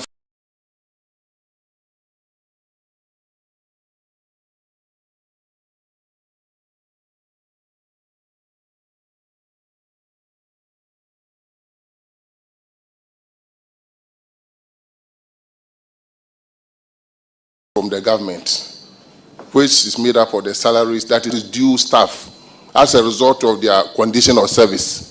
We also have recruited casual workers to help us and part-time lecturers as well. And last year too, we were giving some financial grant to make recruitment. That's account for the difference.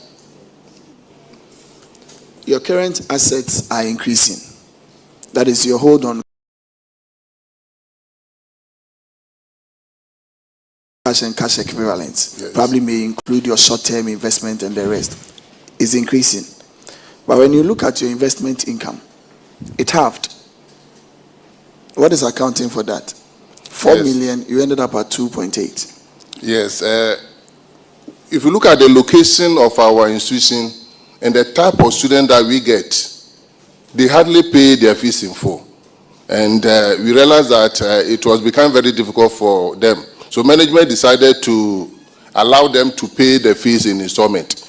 And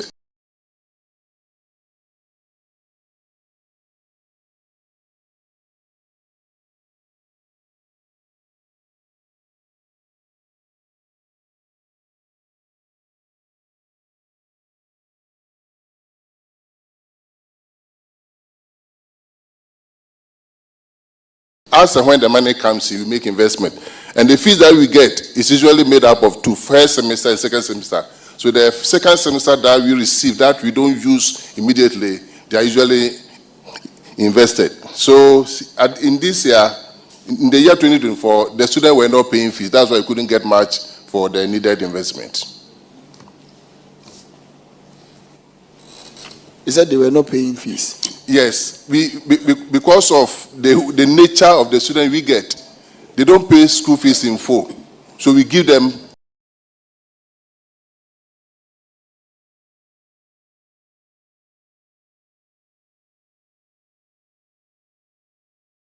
permission to pay it in installment. And it is when the school fees come in abundance that we have the surplus to invest for second semester. But once the money,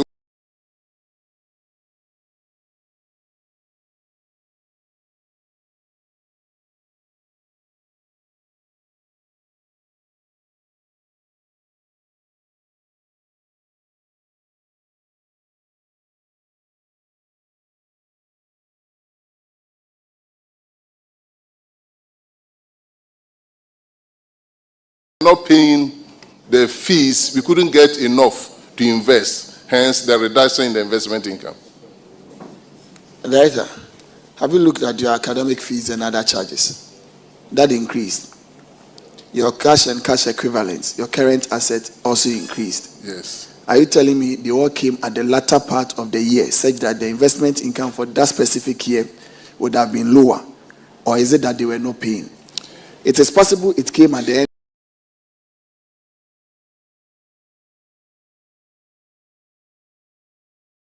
of the year. So investing them will not yield enough returns. But if you give the explanation you are giving, and if you look at these two line items, for me, it will not answer it financially.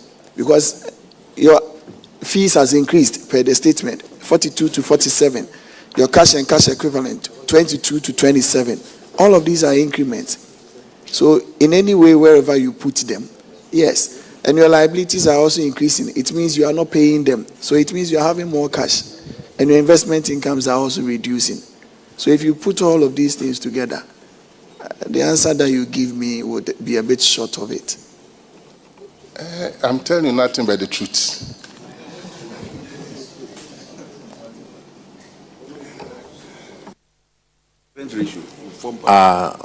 The infractions will start at paragraph 5.1.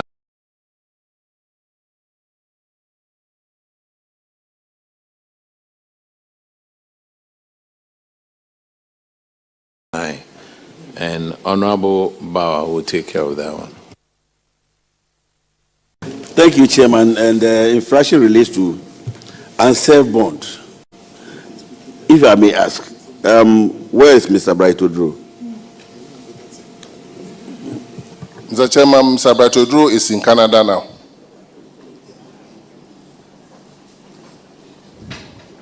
So he takes our money, goes to study, and he remains in Canada? Yes, sir. What steps are you taking to recover the money? Thank you, Mr. Chairman. What we did is that we have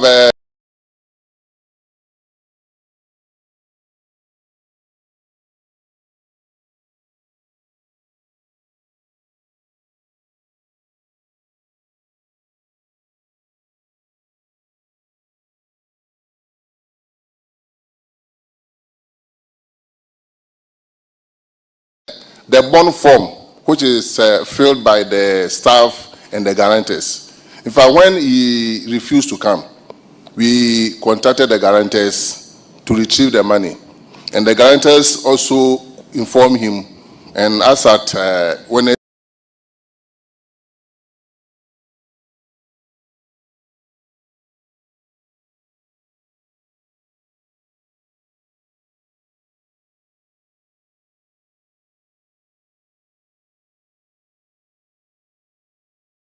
he had paid 6,000 out of it, and that he has decided that he will pay 5,000 every 2 weeks. Out of 82,000? Yes, please. He has paid how much? 6,000. 6,000? Yes, please. The recommendation of the auditors was that you're taking it from somebody. You'll be paying it with interest. Now, what he's doing is trying to at least prevent other lecturers and also other staff of the. You should have. I mean, if you have not abided by the recommendations of the auditors. Auditors say you should take legal action. Have you done that? The school lawyer is in the process of writing to him, but we have already written. So you should take, if you should, coming here, if you had a rate in your hand that you've sealed the guarantors and that you are taking back government's money with interest, because you can't take our money, go and study, and then you say you refuse to come, impart knowledge to our people. And then you stay with it there. If you want to stay there, find your own money and go. But you can't take government money, go and pay the agreement. You have to come back and come and teach. Then you go back and they say you are not coming back. Thank you, Mr. Chairman. We have 2 guarantors that you have written to. And we have written to them that we are going to put embargo on their salary so that we can retrieve the money. And it is through the process that we got the 6,000. 6,000 is woefully inadequate out of 82,000. And now he wants to pay the money as and how he wants to pay it. I mean, it's not right. It's not right. If he's paying sister, when will he finish paying this money? So that at least others too can also benefit from the facility. So you have to take legal action as recommended by the auditors. If you have done that, then we know that we have taken a step to retrieve the money. Yeah, noted. You do that. You do that. Yeah. So, Chairman.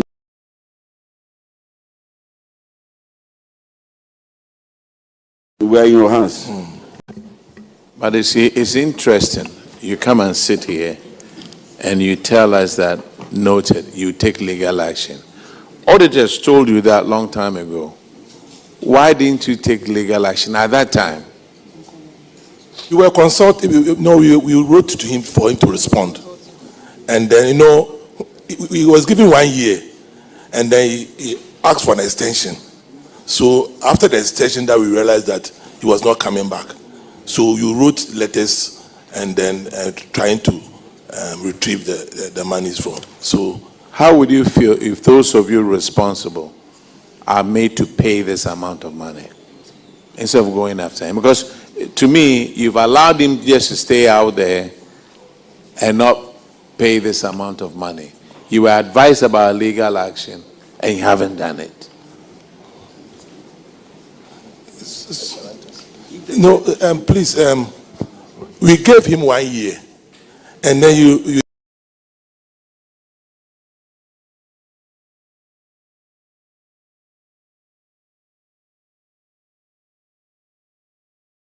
he requested for an extension. So it was after the extension that we realized there's not coming back, and we started taking the action and to now pay. I think there's no need for us to do that. So if he's going to pay, we have to give him payment plan for him to pay accordingly. Does he have a payment plan? Yes. He said that's why he said every 2 weeks he's going to. 5,000. He said every 2 weeks he's going to pay 5,000. And the first one came on Wednesday. I'm sorry. He said every 2 weeks. Every 2 weeks he will pay 5,000. And the first 5,000 came on Wednesday. But sir, he signed a bond that he will come back. Yes. And he didn't come back. Yes. And you still trust his word of mouth that he was going to pay 5,000 every 2 weeks. So we decided that since we have 2 guarantors who guarantee for him, we are going to hold the guarantors who are still working with us. And that's what we have done. Sir, go after the guarantors. Thank you, sir. Go after the guarantors. However, they will squeeze the money out of him. That's none of our problem. But we'll give you 90 days to collect this amount. Thank you very much. Thank you, sir. The next, Amwakwata will take care of it. Thank you, Chair. Management, you have a colleague, Edmond Boedi, who has an infraction He vacated posts and he received an earned salary to the tune of 9,222. Management, the auditors recommended that you collect the monies, and I'm happy to note that you responded. The university will use its Tier 3 to pay the unearned salaries. Yes, if the monies have been collected and you have made same notice to the auditors, please. Thank you, sir. Yes, we have a Tier 3 for all staff. So at the time of the audit, we responded that we're going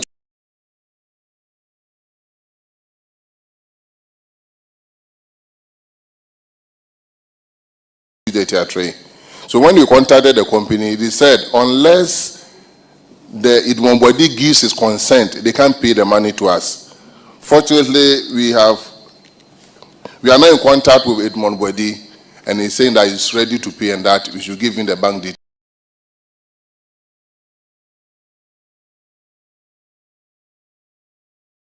for him to start the payment. But after the Tier 3 that we wanted to use, the company is saying that unless he gives his consent, they will not. Long ago, you got into this arrangement or agreement? On Monday, I contacted the officer who signed for him to be validated, and through that, he contacted him in US, and we were able to get this fair arrangement.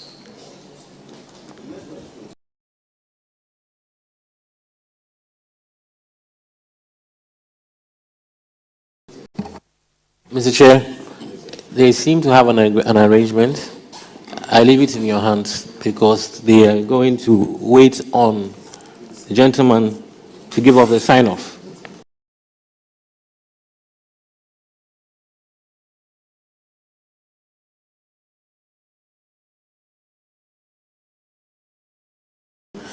We want to know when they will actually effect payments. Yes, sir. Did the auditors know about your arrangement? No, please. Hey. Master, you guys don't look good, though. You were here when we complimented another. When are you going to get this one done? Mr. Chairman, we will contact him as soon as we leave here to get the payment plan so that we can furnish the auditors. Didn't you guys know that you had to contact this person before coming here? We were not getting him, because he's outside, all his numbers were not going through. Fortunately, through somebody else that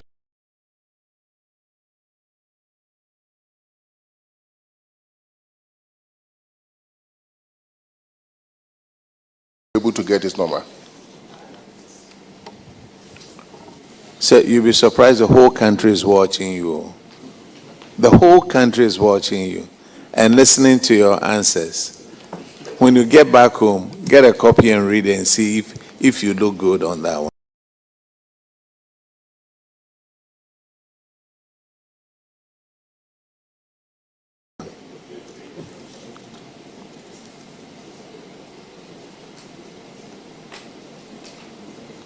Now, your response was the investor will use his Tier 3 to pay the unearned salary. Have you done that?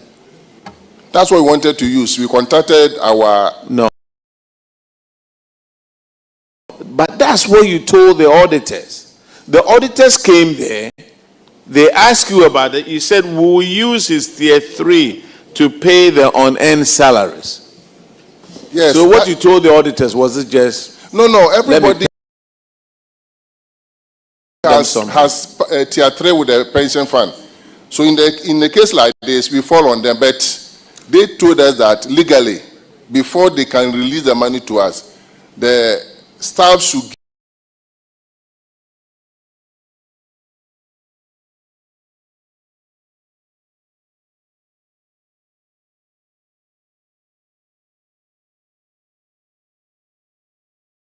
consent before. Okay.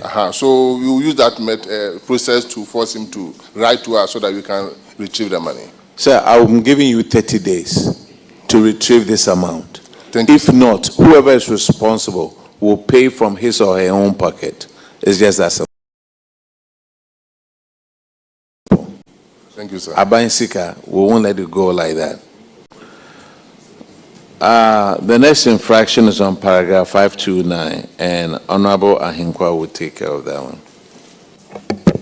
Thank you, Chairman.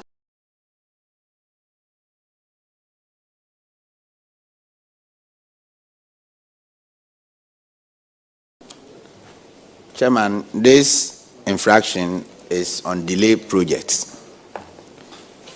The auditors noted that two contracts were given, two separate contracts were given for the construction of lecture theaters,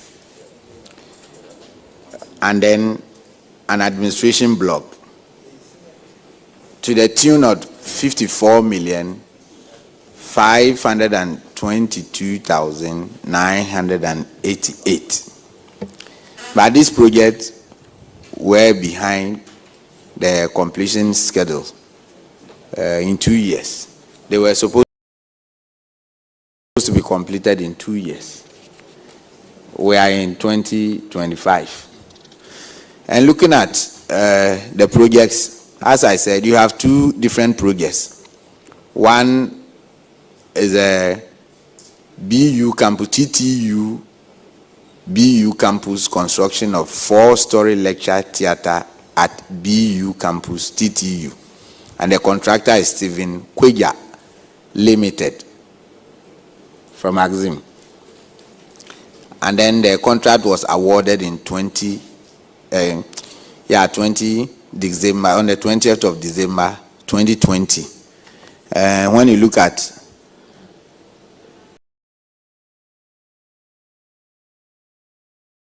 the project status and then payments, nothing has been paid to the contractor. What is the reason?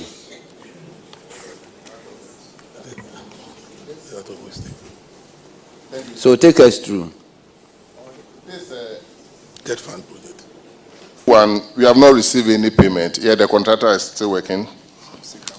For the lecture hall and administration block, the contract sum was 33 million plus.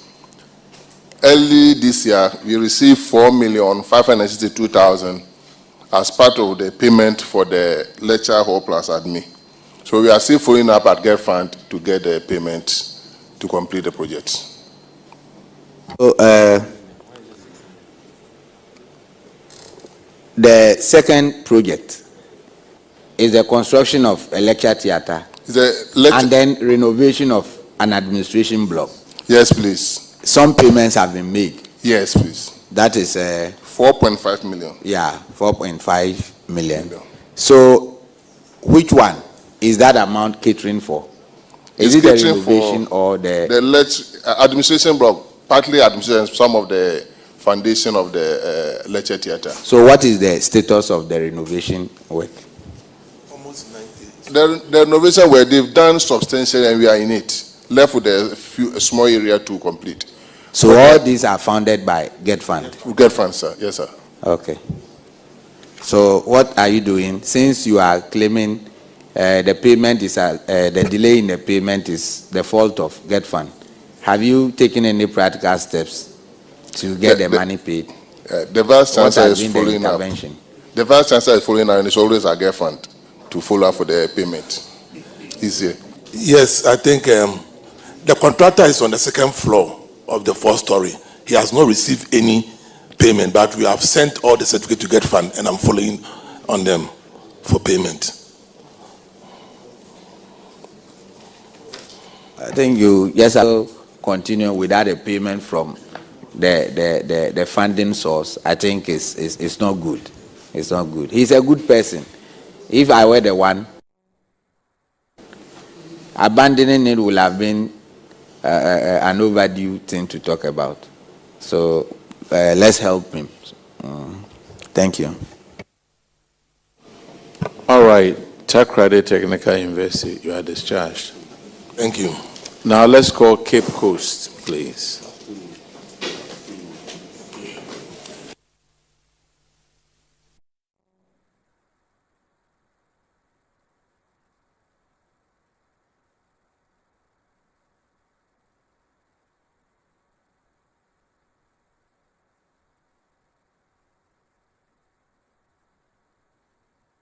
Please introduce yourself to the committee.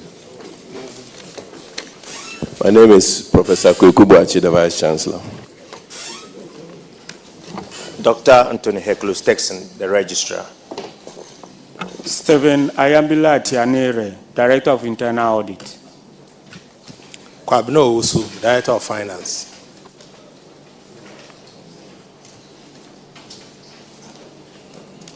We'll start with your financials on paragraph 351. Thank you, Chair. Cape Coast Technical University, we are considering your financial performance and financial position. So for your financial performance, I can see for the years 2023, 2024, there was an improvement over your bottom line, which for 2023 you had reported a deficit of 3.5 million. But then for 2024, there was a surplus of 2,014,137 Ghana cedis. That shows an improvement in performance. But then I just want to understand a few things. With your income, your IGF went up by over 54%. What accounted for that increase in 2024? Chairman, with your leave, I'll defer to the Director of Finance. Thank you, Honorable Chairman. A chunk of the increase came from student fees. Last year, we had approval from Parliament to review our fees. So the review fees came a bit late and had to be charged for 2024-2025 academic year.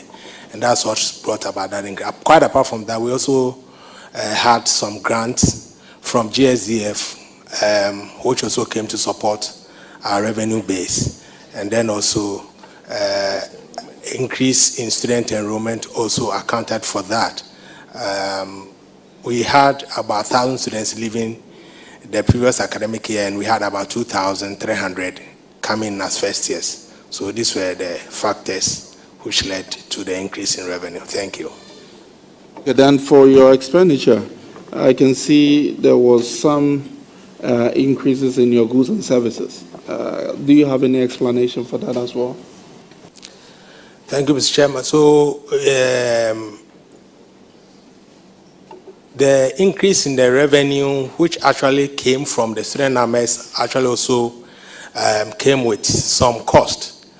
For example, because for examination, printing and stationery and all that, which are related to. So fundamentally, we could see that the examination cost increased about 1.5 million Ghana cedis.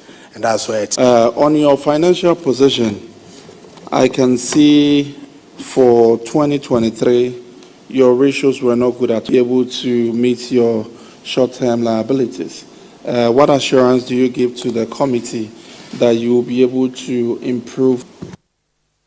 Thank you, Mr. Chairman. We are trying our best to actually ensure that we minimize or reduce our liabilities, current liabilities, and then also improve our current assets in terms of our mobilization. So we're hoping that 2025 we'll be able to come out of the woods so that we'll have a favorable current ratio. Thank you. Oh, because we are in November, so... Yes, it's looking. All right, the infraction is on paragraph 360, and Honorable Bauer will take care of that one. Thank you, Chairman. And the third infraction is is a payroll irregularity. 2 members of staff of your school vacated posts in February, but they separated from your institution, but you still pay them for that month, from February to May. The 2 staff earned an salary of 130 to the affected persons, David Mensah and Patrick Fiati, each 66. David Mensah was 66,000 337 Ghana cedis, and then Patrick Fiati was 64,238. So the recommendation was that you should collect this money and then pay same to the Auditor General's recovery account. How have you done that?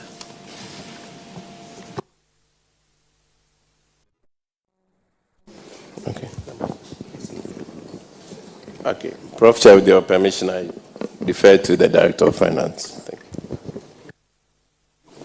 Thank you, Prof. Mr. Chairman. That we asked them. So there were two banks. One was ADB, and then the other one was EcoBank. We did a follow-up with the banks. ADB has written back to indicate that salaries were not received for the one, which is Dr. David Mensah, for the months concerned. However, we have done our possible best, written about 3 times. We've been to how much was involved, because it's someone's personal account, they cannot divulge the information. We have given them all that information, but still, they are hoping that we'll get the information from them and then bring a finality to it. Thank you. Director of Finance, you could see everybody on the table just shaking their heads. You've taken no action. The recommendation was that you should recover the money and pay same to the Auditor General's recovery account. 363. We recommend to management to recover the total and earned salaries of 130,575.20 Ghana cedis from the affected former employees and pay same into the Auditor General's recovery account at the Bank of Ghana, and the account number has been stated. Now, what you are telling us is different from the recommendation of the auditors. It means that no action has been taken on this recommendation.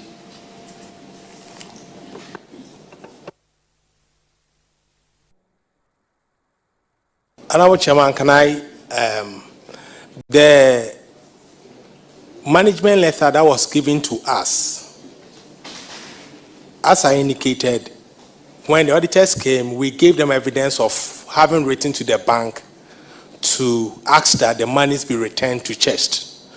And so at that point, at the exit, the understanding was that we should, and if I'll be permitted, I'll read that portion of the recommendation the auditors made of the management letter, which was given to us.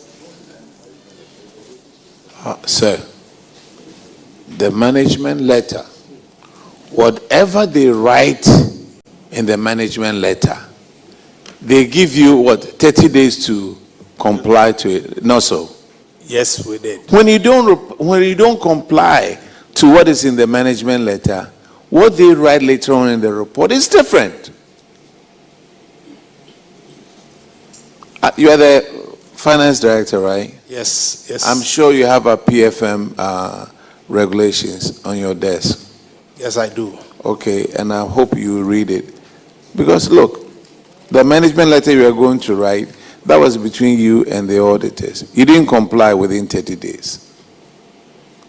Who validated these people? Our staff. Chair, with your permission, let me read the Regulation 92 of the PFM Regulations 2 to them. It says that the principal spending officer of a covered entity shall ensure the immediate stoppage of payment of salary to public servants and notify the Controller and Accountant General on the death, conviction and sentence to imprisonment, dismissal, or relief of post, leave without pay, vacation of post, and resignation, or retirement of an employee. It further states that the head of the covered entity shall take the necessary action to retrieve any unearned compensation occasioned by any of the occurrences listed above. So that was why the auditors said you should recover the money. So if you haven't recovered the money until now, Chair, we're in your hands. It's like they didn't take the recommendation of the Auditor General serious. So we're in your hands, whatever you say.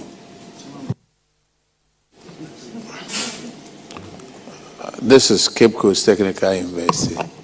Those people who validated these employees are going to pay the 130,000 575.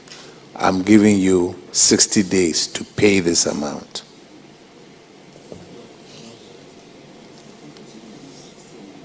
Now, failure to pay, I recommend that you face the Attorney General for prosecution.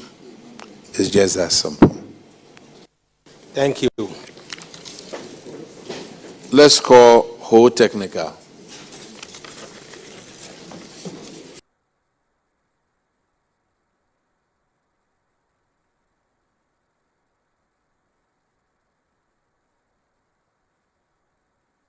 Please.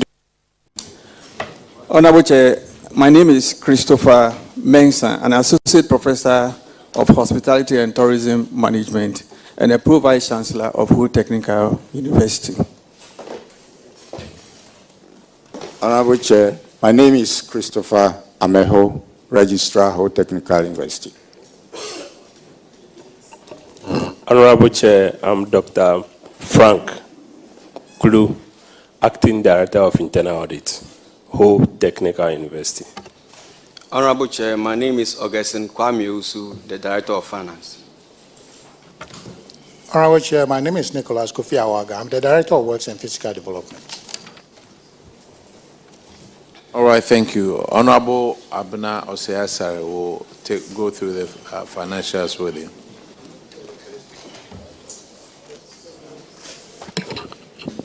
Thank you. First, want to go straight to your financial position because I have seen some anomaly, if I should put it that way. Your current liabilities, it moved from 4.5 million to 17.4 million. Can you share with us what's caused this huge increase and why? Honorable Chair, I will seek your leave to ask the Director of Finance to respond to this question. Honorable Chair, thank you. It moved from 4 to the 17 because in 2024, the Academic Board decided to defer the reopening from October to January. So at the school fees that we had collected by that time, we needed to defer the income. We're holding on to a project fund, which we had not done the activities. So there was also a need to defer that money to the following year where the activities will be carried out. Thank you. Okay, then I think I'm comfortable with that explanation. Thank you, Madam. But I want to find out from you what happened such that your expenditure moved from 98.5 million in 2023 to 135 million in 2024.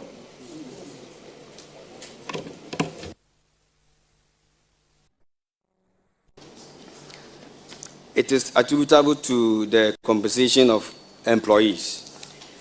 The compensation of employees, we have the statutory government salaries, in addition to the allowances that we pay from IGF. We have the allowances such as the end of service benefit, online teaching allowance support, board and committee allowances, which are all paid, and is added to as part of the compensation of employees. Again, in 2024, we had an increase in the number of students. 2023, we had about 5,000 students. It increased to 7,000 in 2024. So because of that, expenses like teaching materials, examination materials, all those... You had how many students in 2023? 2023, we were about 5,000. And then 2024? It will increase to 7,001. It increased to 7,000. Yes, please, Madam. 7,000. An additional 2,000. What's the percentage? It's just your student population increased by 2,000. Yes, please. But your 2,000 students. Yeah. When there were 5,000 students, yes, your goods and services was 12.1 million. Yes, please. And then they increased to 7,000 students. Yes, please. And it jumped to 22.3 million. Yes. It can also be attributed to the general inflation level that we have in 2024 too. So it's not only the... Give me the breakdown of your goods and services. With the permission, can I take my... Yes, please.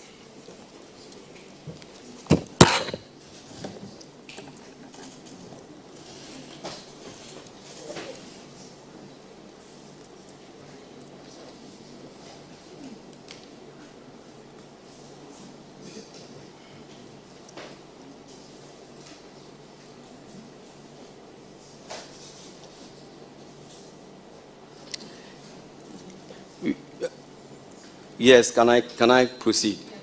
Yes, please. We have materials and office consumables, 3.8 million, as against 2.1 in 2023. Utilities, we have 3 million, as against 1.7 in 2023. Then rental and leases, 547,000, as against 532 in 2023. Travel and transport, we have 4.3 million, compared to 2.5 in 2023. Then repair and maintenance, 2.4 against 1 million in 2023.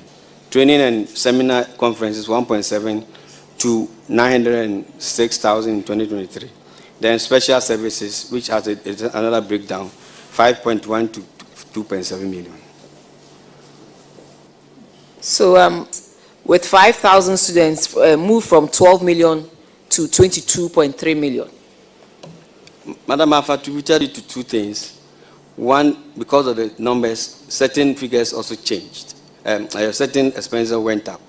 Then the general inflation level too has influence on all the expenditure that we Yes, the general inflation level in 2022, it was around 54.7. In 2024, it came down to 23%. So when you tell me the general inflation level, respectfully, where? I just want to know where. Because you see, you're telling us that your student population went up by 2,000, and that 2,000 with all the other equally important things that you needed to purchase for the rise in the student numbers, saw your goods and services increasing by an additional 10 million.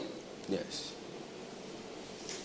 But then when you mentioned the items, Yes. you check your transport, you check your training and you mentioned training and something. Yep. You see the huge difference. Yes.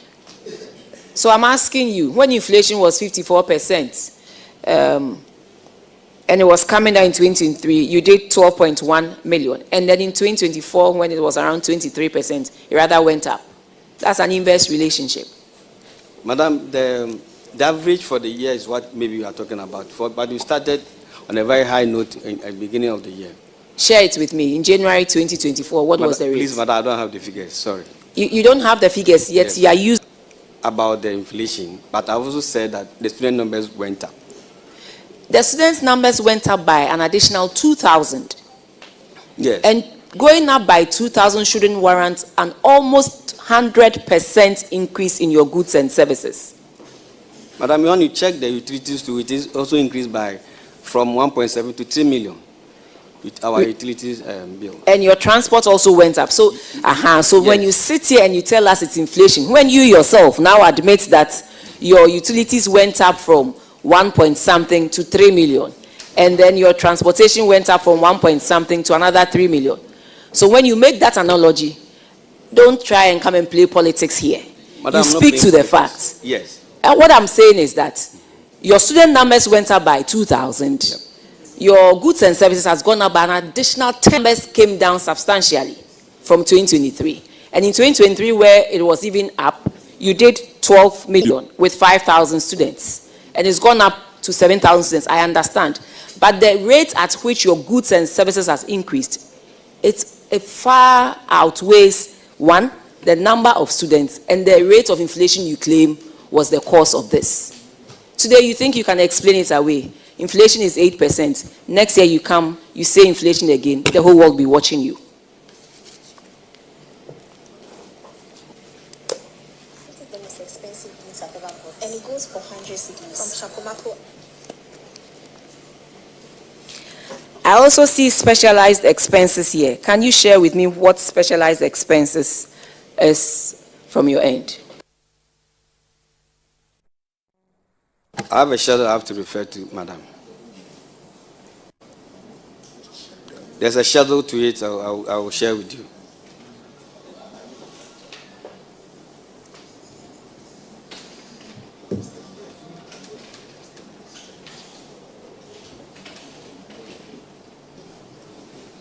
Number 2.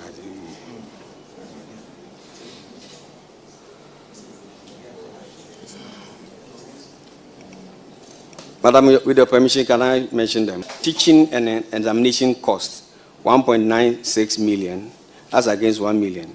Then trade promotion and exhibition, congregation expenses, then production unit expenses.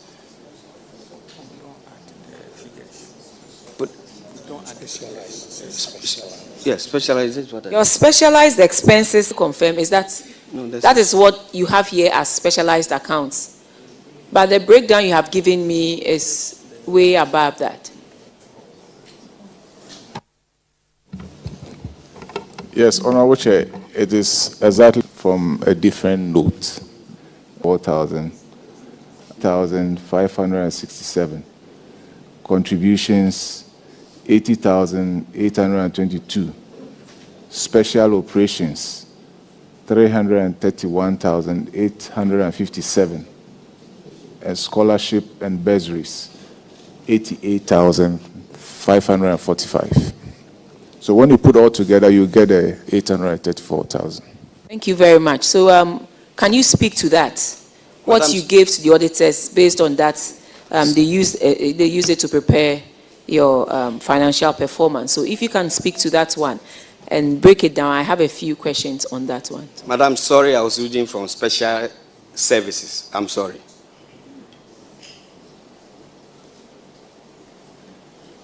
So it is what the auditors have said. I'm sorry. Yes, I had special operations and a couple of other line items. At your end, what special operations do you undertake? Just share with that. Madam, we are using the GOG chart of accounts. And as a university, there are certain expenses that we do, but which is not on the chart of account. So that's where, until recently, we didn't have a line for accreditation. So now that it has been created, we are now using it as well. So those expenses that were not clearly stated on the chart, the GOG chart of account, that's where we are putting them. Yes, so tell us, what are some of the line items that did not have, that you couldn't find in the chart of accounts that you put under special operations? Like I said, we didn't have accreditation. Yes. Then, in fact, this is what really come to mind. You can check from your. I don't have the ledger here. Oh, but respectfully, you are coming to speak to your performance, financial position, financial performance. And so if you tell me you don't have what fed into the numbers that we have here, that shouldn't be. Honorable, please, the ledger that contains the various... It's like notes to the accounts, and you should have notes to the accounts. The note is here. Yes, and then you said special operations, and I'm asking you, give me the breakdown of your special operations. And you said there are item or line items that don't have, that cannot be found in the chart of accounts. So you bulk it under special operations. I said, give me an example. You said accreditation. So accreditation alone took the 143,000. I don't have it too. I can't find it.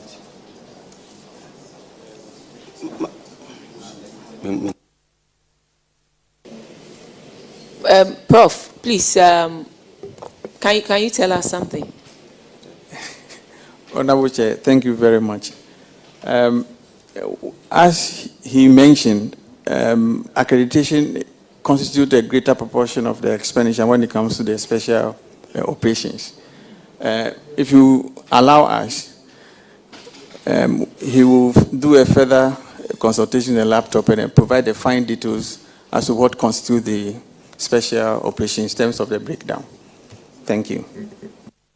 Okay, so you will furnish us with that. He also mentioned, can you please go over those items? And he mentioned one item that I find I would want further and better particulars on that. If you don't have it, we can ask the auditors to go over again. And Right, so Honorable Chair, we have insurance and compensation, which is 145,000. yes, that's it. Okay. I think that was my concern, insurance and compensation. I thought compensation already had a line item in the expenditure. And so why do you put compensation again under specialized expenses? What kind of compensation is this? Please, madam, the chart of accounts has that account head item. But what is actually there is for the insurance on our transport, insurance for the students when we admit them, we do insurance for them. All these things put together constitute the insurance. So it's not compensation for employees. You explained why your current liabilities shot from 4.5 to 17.4, and clearly that has affected your current ratio, such that it's come down from where you could pay your short-term liabilities by 2.6 times to 1.4. And so you need to take steps to improve upon your current ratio.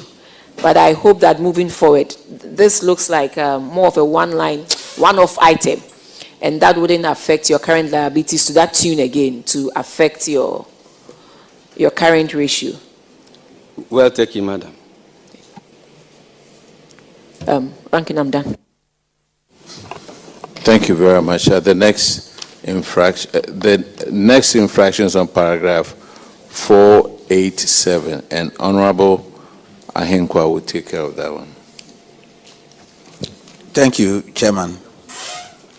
Chairman, this infraction is on overdue national health insurance claims to a tune of 148,000 Ghana cedis.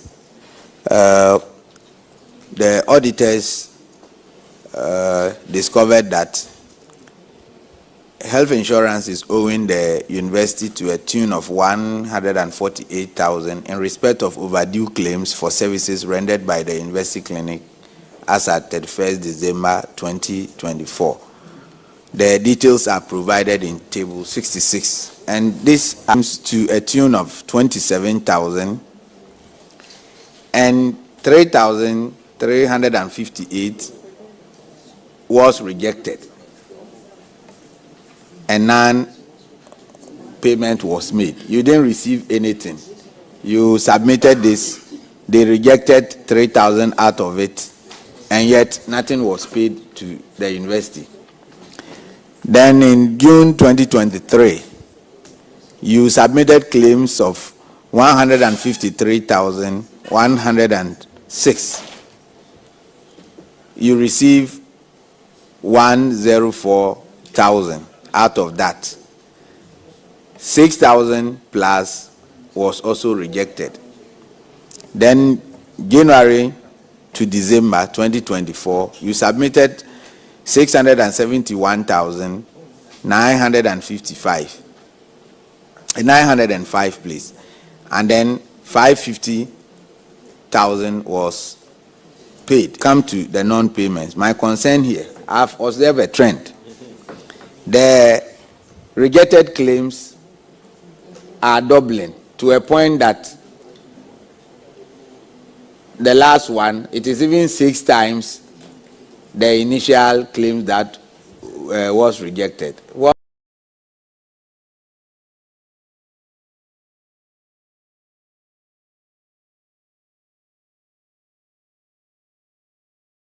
What is not being done properly that is contributing to, so what is the cause of this trend, this worrying trend? Thank you, Honorable Chair. The claims officer who was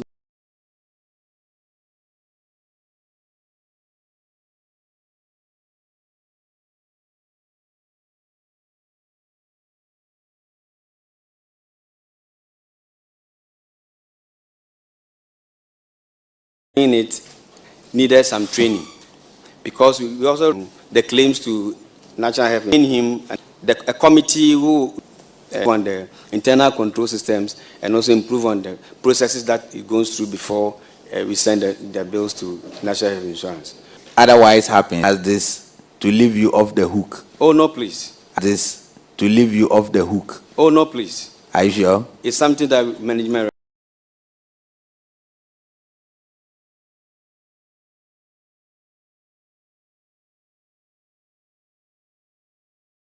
Are you sure? It's something that management realized and we have worked on it. And the claims have also jumped. Claims have also jumped. Is it also the inefficient? We are getting more patients now. The inefficient. We are getting more patients now. The 148,000 to it has been cleared. Yes, please. Okay. I have a bank statement to show. That. Auditors.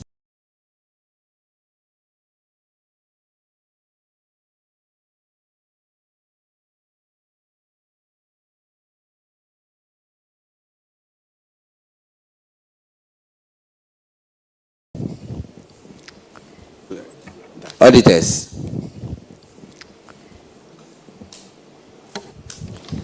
Honorable Chair, the amount has been paid by the NHIA. Okay, the next infraction is on paragraph 493, and Honorable Kinney will take care of that. Oh, thank you, Chair. Oh, Technical University, you are welcome. Honorable Chair, thank you. Mr. Chair.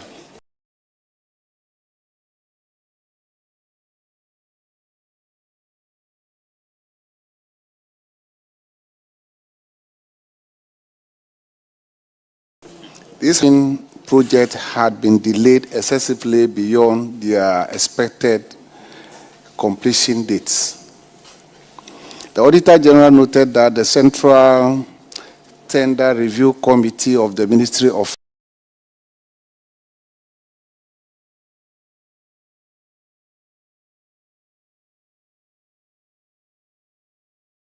Finance in a letter dated 29th November 2024 reviewed and revised the contract sums of the projects to reflect the then current conditions in the country. However, no contractor had moved to site to continue with the project as at then.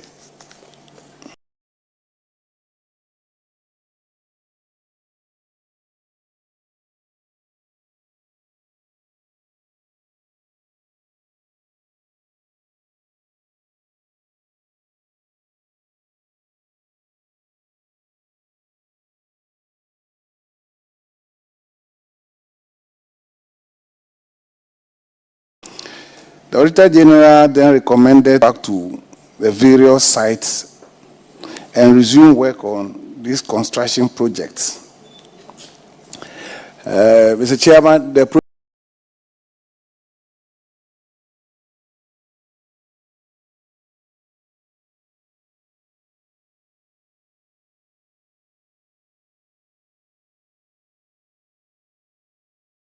projects are as follows. Construction of 5-story, 20-unit, 3-bedroom, self-contained staff flats. Construction of 2-story rector residence. Construction of 5-story central classroom block for School of Arts and Design, University.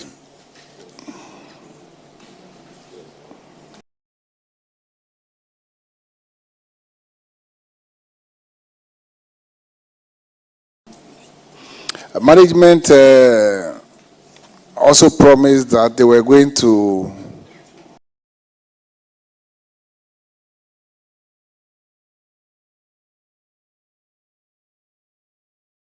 hold a meeting with the contractors to ensure that they move to site in 2 weeks. I want to know how far you have gone about that project. With your leave. Thank you, Honorable Chair.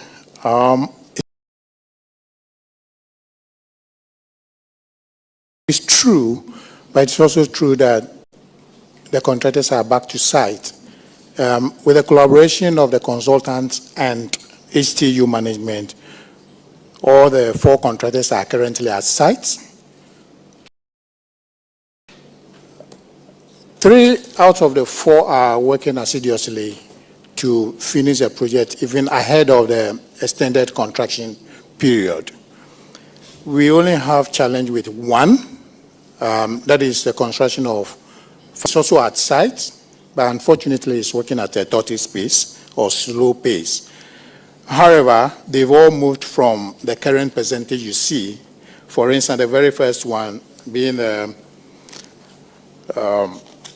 72, the 58 has just done about 2% of 60% currently, and the last one from 55 to 65% to stress the point for the need for the facility.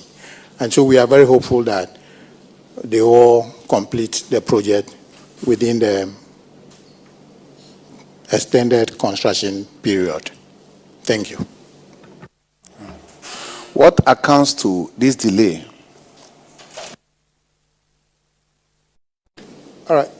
Thank you, Prof. Chair. There were 2 major factors. The days of the project. The second has to do with, as a result of the delay, there was a need for review of rates because the initial contract sum could not withstand the inflation or the fluctuation rates. So hence there was a need for the review. Fortunately, it was done late last year, and hence the contractors agreed and mobilized back to site, and so they are currently at site, sir. With delay in payment, have you been able to liaise with GetFund to push for payments?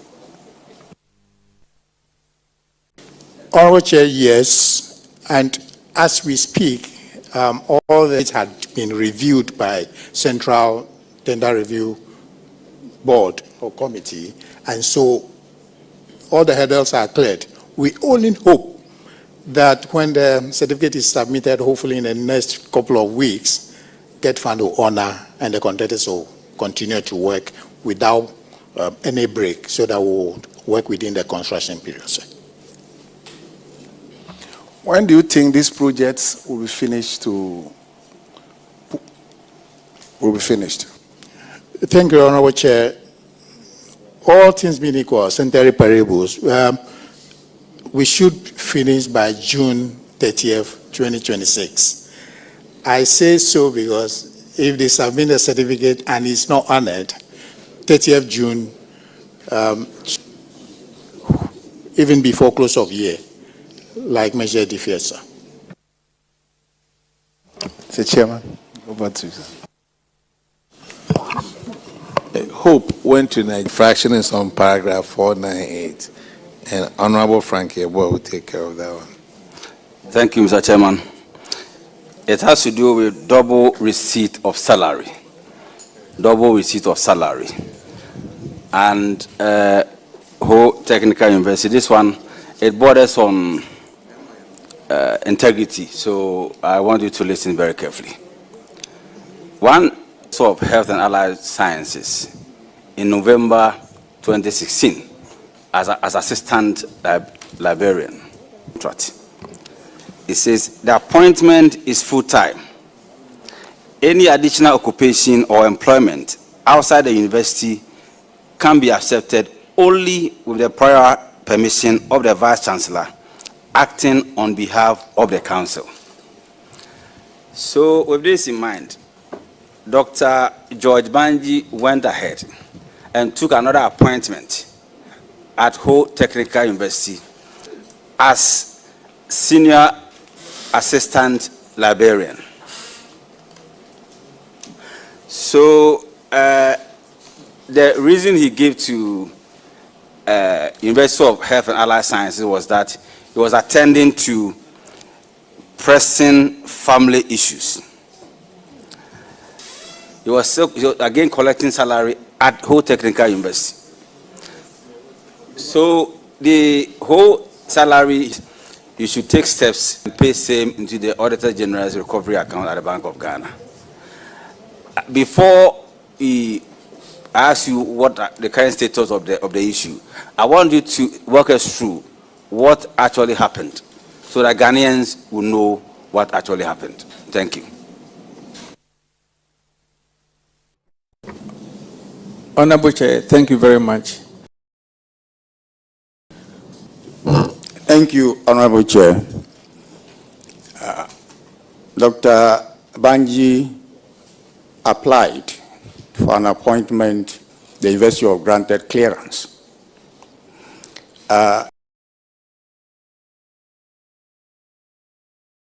He was interviewed and appointed. He accepted the appointment and assumed duty. During the interview, what we knew was that he was on leave of absence from the other institution, UHAS, which for us is normal in educational institutions. So he worked with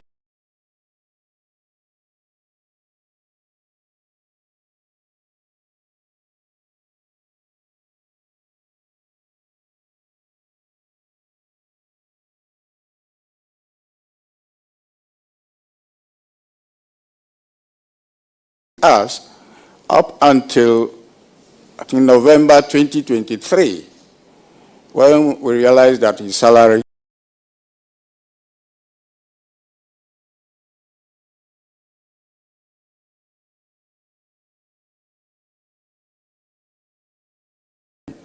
stopped coming.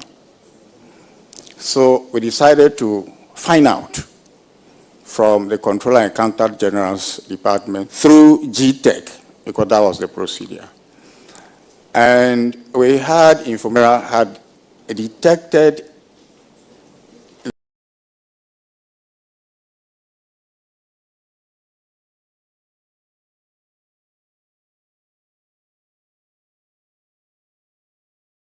that he was being paid by two institutions, and therefore that was the reason for the blockage of the salary. In fact, we have a letter from GTEC to that effect, because we wrote and they also wrote to explain this to us. And it also indicated that in the controller system, the staff was tagged or labeled as having left UHAS on study leave with pay.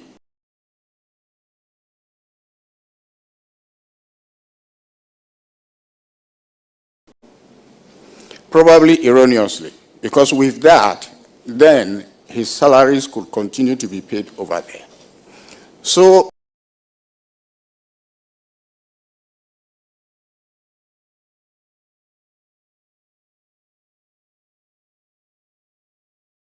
it was actually the onboarding of UHAS onto the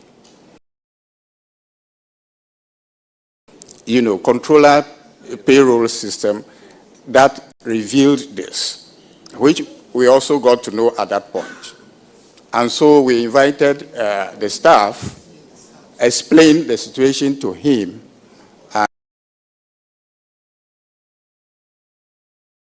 and gave him the option of staying in one institution, either in HTU or at UHAS, and he chose to go back.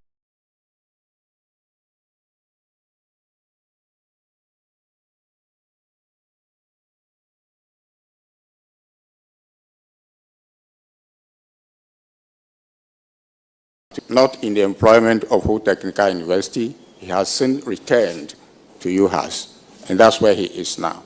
This is what I can say about that. So.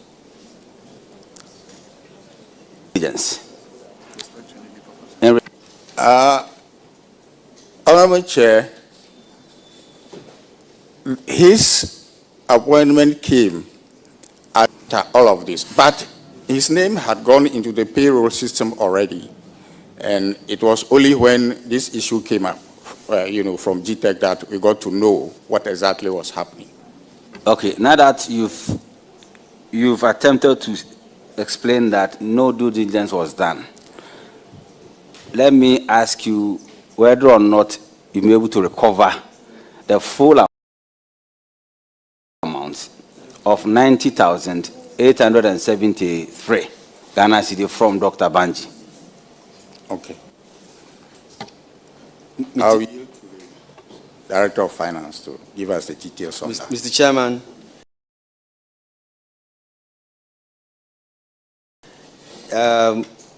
Controller has recovered with the his pay slip for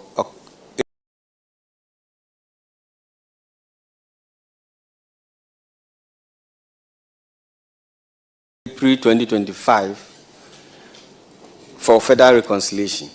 So from the payroll, confirm, please. Yes, Honorable Chair, we can confirm that 5 months' salary has been deducted as source.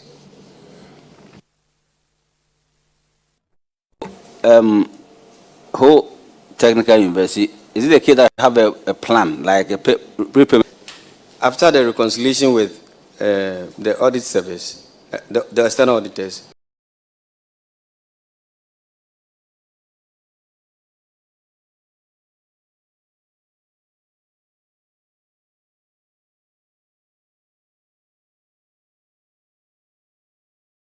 you write back to him and demand immediate payment of the balance. Thank you. We have no agreement with controller yet in respect of monthly deduction from his salary as source. Honorable Chair, because it's no longer on our payroll or not in our employment, we can only rely on UHAS or he himself to pay the balance. Thank It's you. like controller is dealing with him, right? Yes, Honorable Chair. And the figure so far deducted is 69,976. Okay, now very encouraging. So it means controller will take care of him. Okay. Okay, whole technical. I guess that is it for you. You are discharged. Honorable Chair, thank you very much. Let's call Kumasi.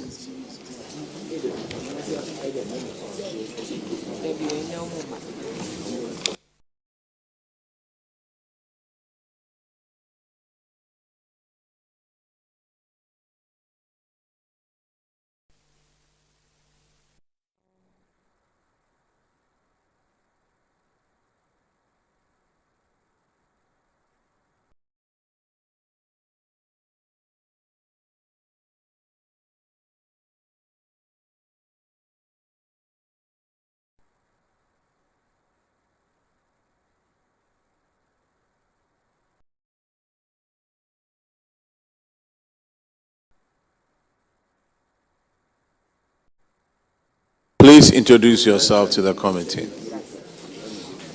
Honorable Chair, good afternoon. My name is Professor Gabriel Jumo, the Vice Chancellor. Thank you.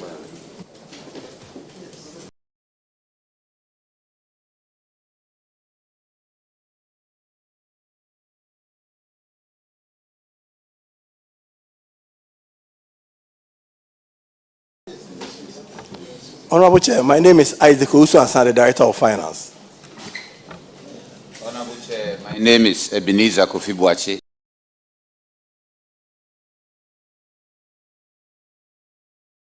The Registrar. Honorable Chair, I am Divine Komla Secretary, the Director of Works and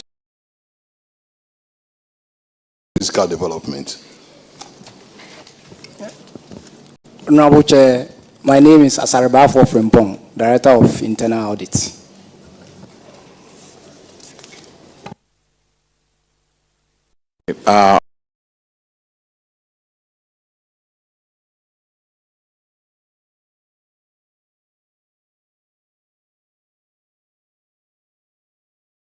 Honorable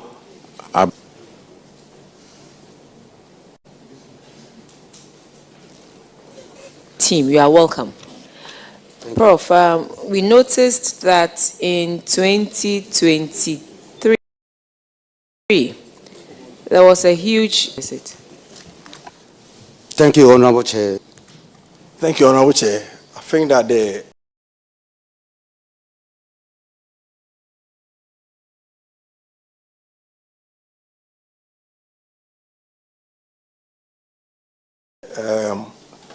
deficit was as a result of a treatment of a provision for separation allowance. When we adopted IPSAS, we had to make full provision for all staff as if in the coming year they will be going on retirement in terms of even revenue mobilization. And so,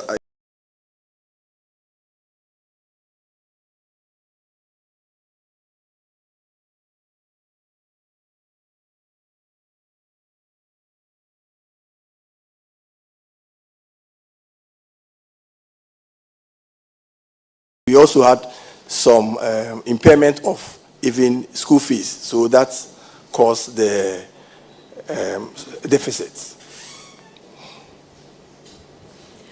And then in 2024, what was the success story? How did it come about? The surplus of 3.2 million.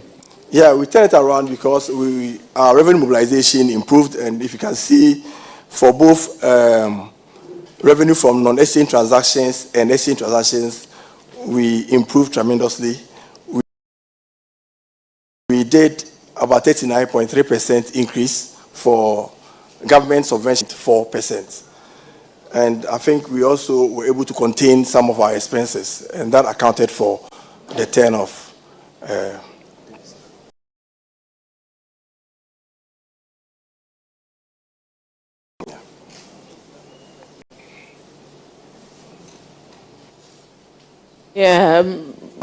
what was the we received clearance to employ more, and we also negotiated with our part-time lecturers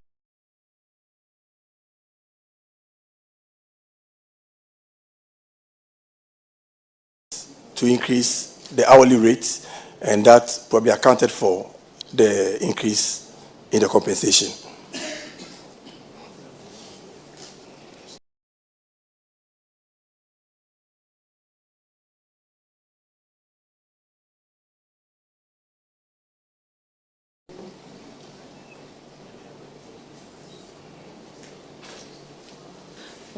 You now are able to cover your short-term liabilities by almost 3 times compared to once in 2023.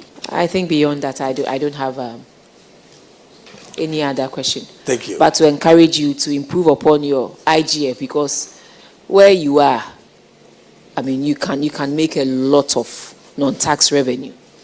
You can come up with interesting programs. So Kumasi is Kumasi. So we want you to work on your IGF and make sure you rake in more revenue in that regard. And as much as possible, have a downward trend when it comes to your expenditure. I'm not saying don't increase it, but that will help you to continue to make some surplus for the university. And also try and maintain your current ratio or improve upon it. That's what I have for Kumasi. Very well.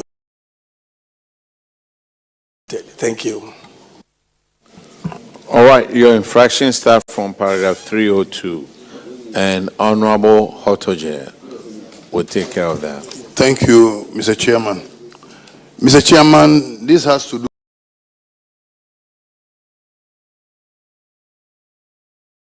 with an end salary to the tune of 321,311 Ghana cedis. The auditors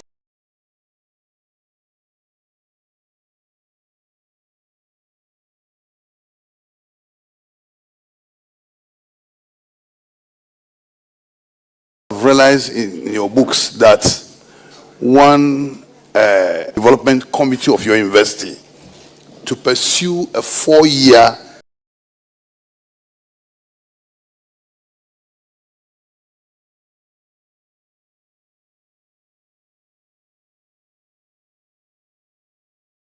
degree program in computer science and technology in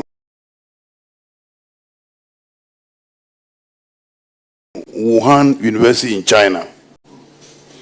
one of the conditions attached to this scholarship is that Mr. Hamidu should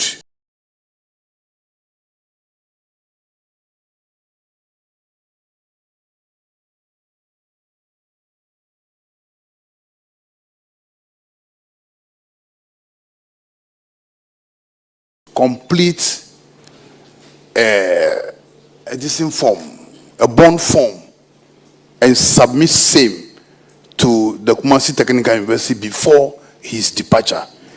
He never did that. He left.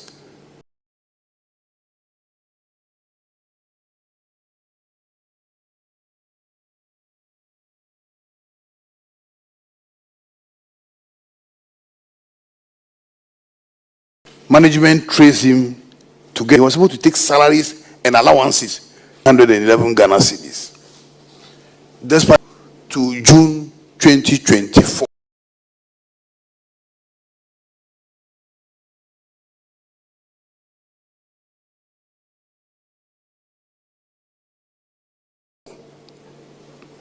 The auditors are recommending, they recommend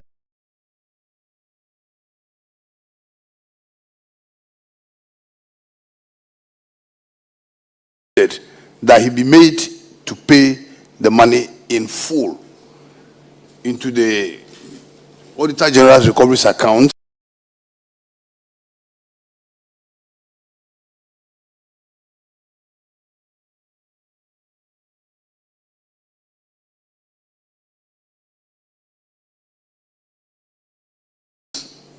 At the Bank of Ghana with account number 1018331 470015. What effort have you made to ensure that he pay that money?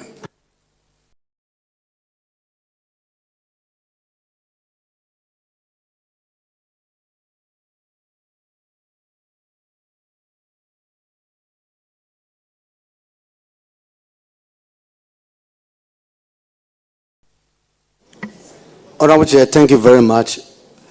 We have contacted Mahmoud severally to get him paid the money. Since he's not coming up, we have reported the issue to Yoko, and we are liaising with Yoko to get the money paid. But my registrar, Honorable Chair, with your leave. No, our second deputy speaker is here with us. Yes, thank you. Minister, okay,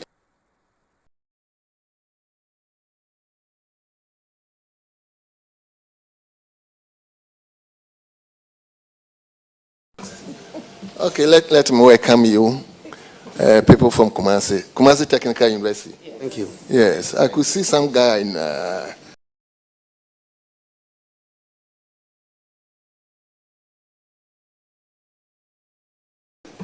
we used to school together. So you are welcome. Thank you, Honorable Chair. I hope you are discharging yourself well. Are they discharging themselves well? Not bad, anyway. So, Honorable Chair, thank you. When the university detected that Mahmoud Hamidu had left and was still receiving salaries, we quickly prompted the Directorate of Finance to block the salary. And then we reported the matter to the Economic and Organized Crime Office to get him to pay the stated amount. In fact, the EOCO invited several officers, and they are still inviting several officers of the university to their end for interrogation. And they've asked us to leave the matter with them until they finish their exercise and submit a report. you see, when you handed it over to Yoko, did they give you any paperwork, any evidence that they are handling this case? Honorable Chair, yes. They write to us. Honorable Chair, yes. Auditors, could you confirm if you cited anything that Yoko is working on? Yes, Honorable Chair. Correspondences between them and Yoko indicate that the matter is with Yoko, and Yoko is working on it. But nothing has been recovered so far. But let me find out from management who sanctioned the collection of these salaries, because it must be authenticated by someone. Who did it? Salaries. In fact, Mahmoudou Hamidou's case is quite complex, if I may, Honorable Chair, to give a little background.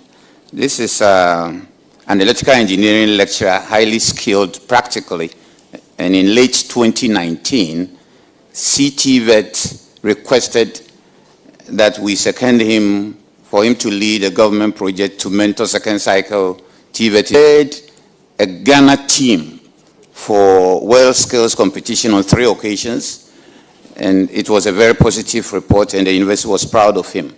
In fact, when his secondment ended, he returned to the university in January 2022. Everybody saw him physically. But 3 months prior to his return, he had applied for PhD sponsorship to pursue the program in China. And the Scholarships and Staff Development Committee approved. So when he returned, the officers in charge of the bonding regime contacted him to complete the bond form before the letter of sponsorship is given him. Actually, the letter of sponsorship was never given him. He was around on campus, and our internal audit does monthly head counts at the departments, and nothing showed that he had left the country at a point until management got to know it. And then we took action and the matter went to Yoko. In fact, if we've tried to contact Mahmoud physically, but we are not getting him. Yoko is working on it. If you check his Facebook wall, you actually see him working in China in a university. Yet Yoko says we should wait for them to finish their exercise. Thank you. Where I am having a problem is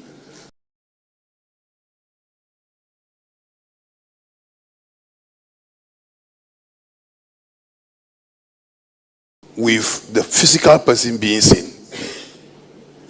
So how come that his mere presence on the campus could convince someone to validate his salary to take for this number of months?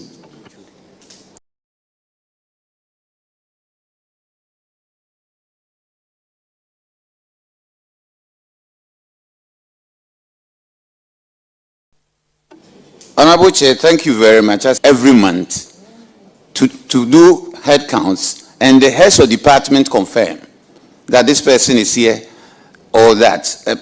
But there is a little challenge here. Some staff are on study leave, yet they are around campus working. They go to their supervisors periodically when university is in recess. So some HODs may write study leave, yet the staff is around. So internal audit got this information from the department, Mahmoud study leave. So they construed that to mean all the other staff on study leave who are around, and the departments writes the same thing. And until we detected that he was... Mahmoud was supposed to meet this, a bond condition he never met. So if you should see that person hanging around, that should not satisfy you. And you have also decided not to.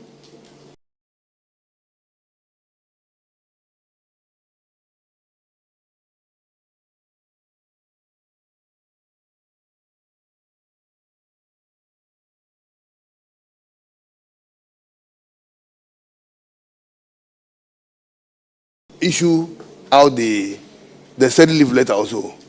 Is that not it? Yes, Honorable Chair, the study leave letter contains the conditions of the study leave, including certain payments besides salaries. So until one completes the bond form, the leave doesn't become effective. But we've had history of some staff who would be granted study leave, all right, but they wouldn't go They will still be working in Ghana. They're one of those. If you see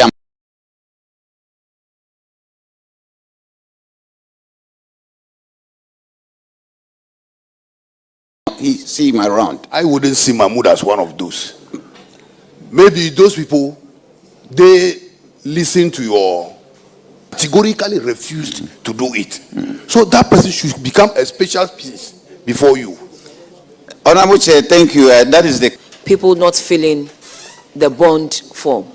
Is it a complex thing to help you fulfill? I think the complexity has to do with getting guarantors to guarantee, and guarantors these days are not willing to guarantee for people, knowing that if they are not careful, they may also put them into trouble. So that's the main reason why sometimes you find it very difficult getting people to guarantee for others. So the catch is the guarantors.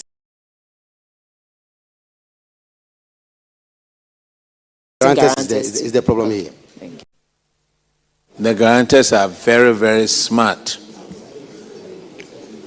So the amount, what has happened to it, the refund? Honorable Chair, at the moment the issue is WIOCO, and WIOCO has directed us to, they are saying that we should leave it to them for them to work on it, and then they will get back to us.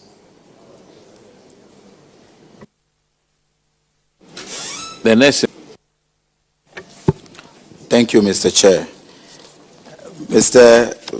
Vice Chancellor, Share Management Regulations 2019, LI 2378. You paid 25,000 plus to one Dr. Augustine Amwako, who was on leave of absence. In your response, update the committee on that amount, whether you have retrieved it or not, and also if you met out any punishment to the officer who validated a staff who was not at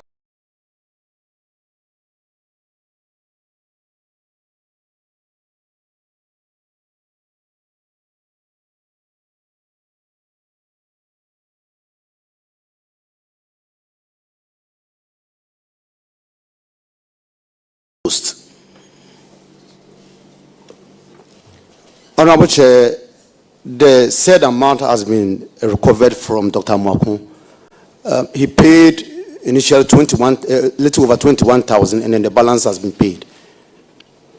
Thank you. Mr. Chairman, the second leg of my question, I asked if punish the person who validated him when he was not at post.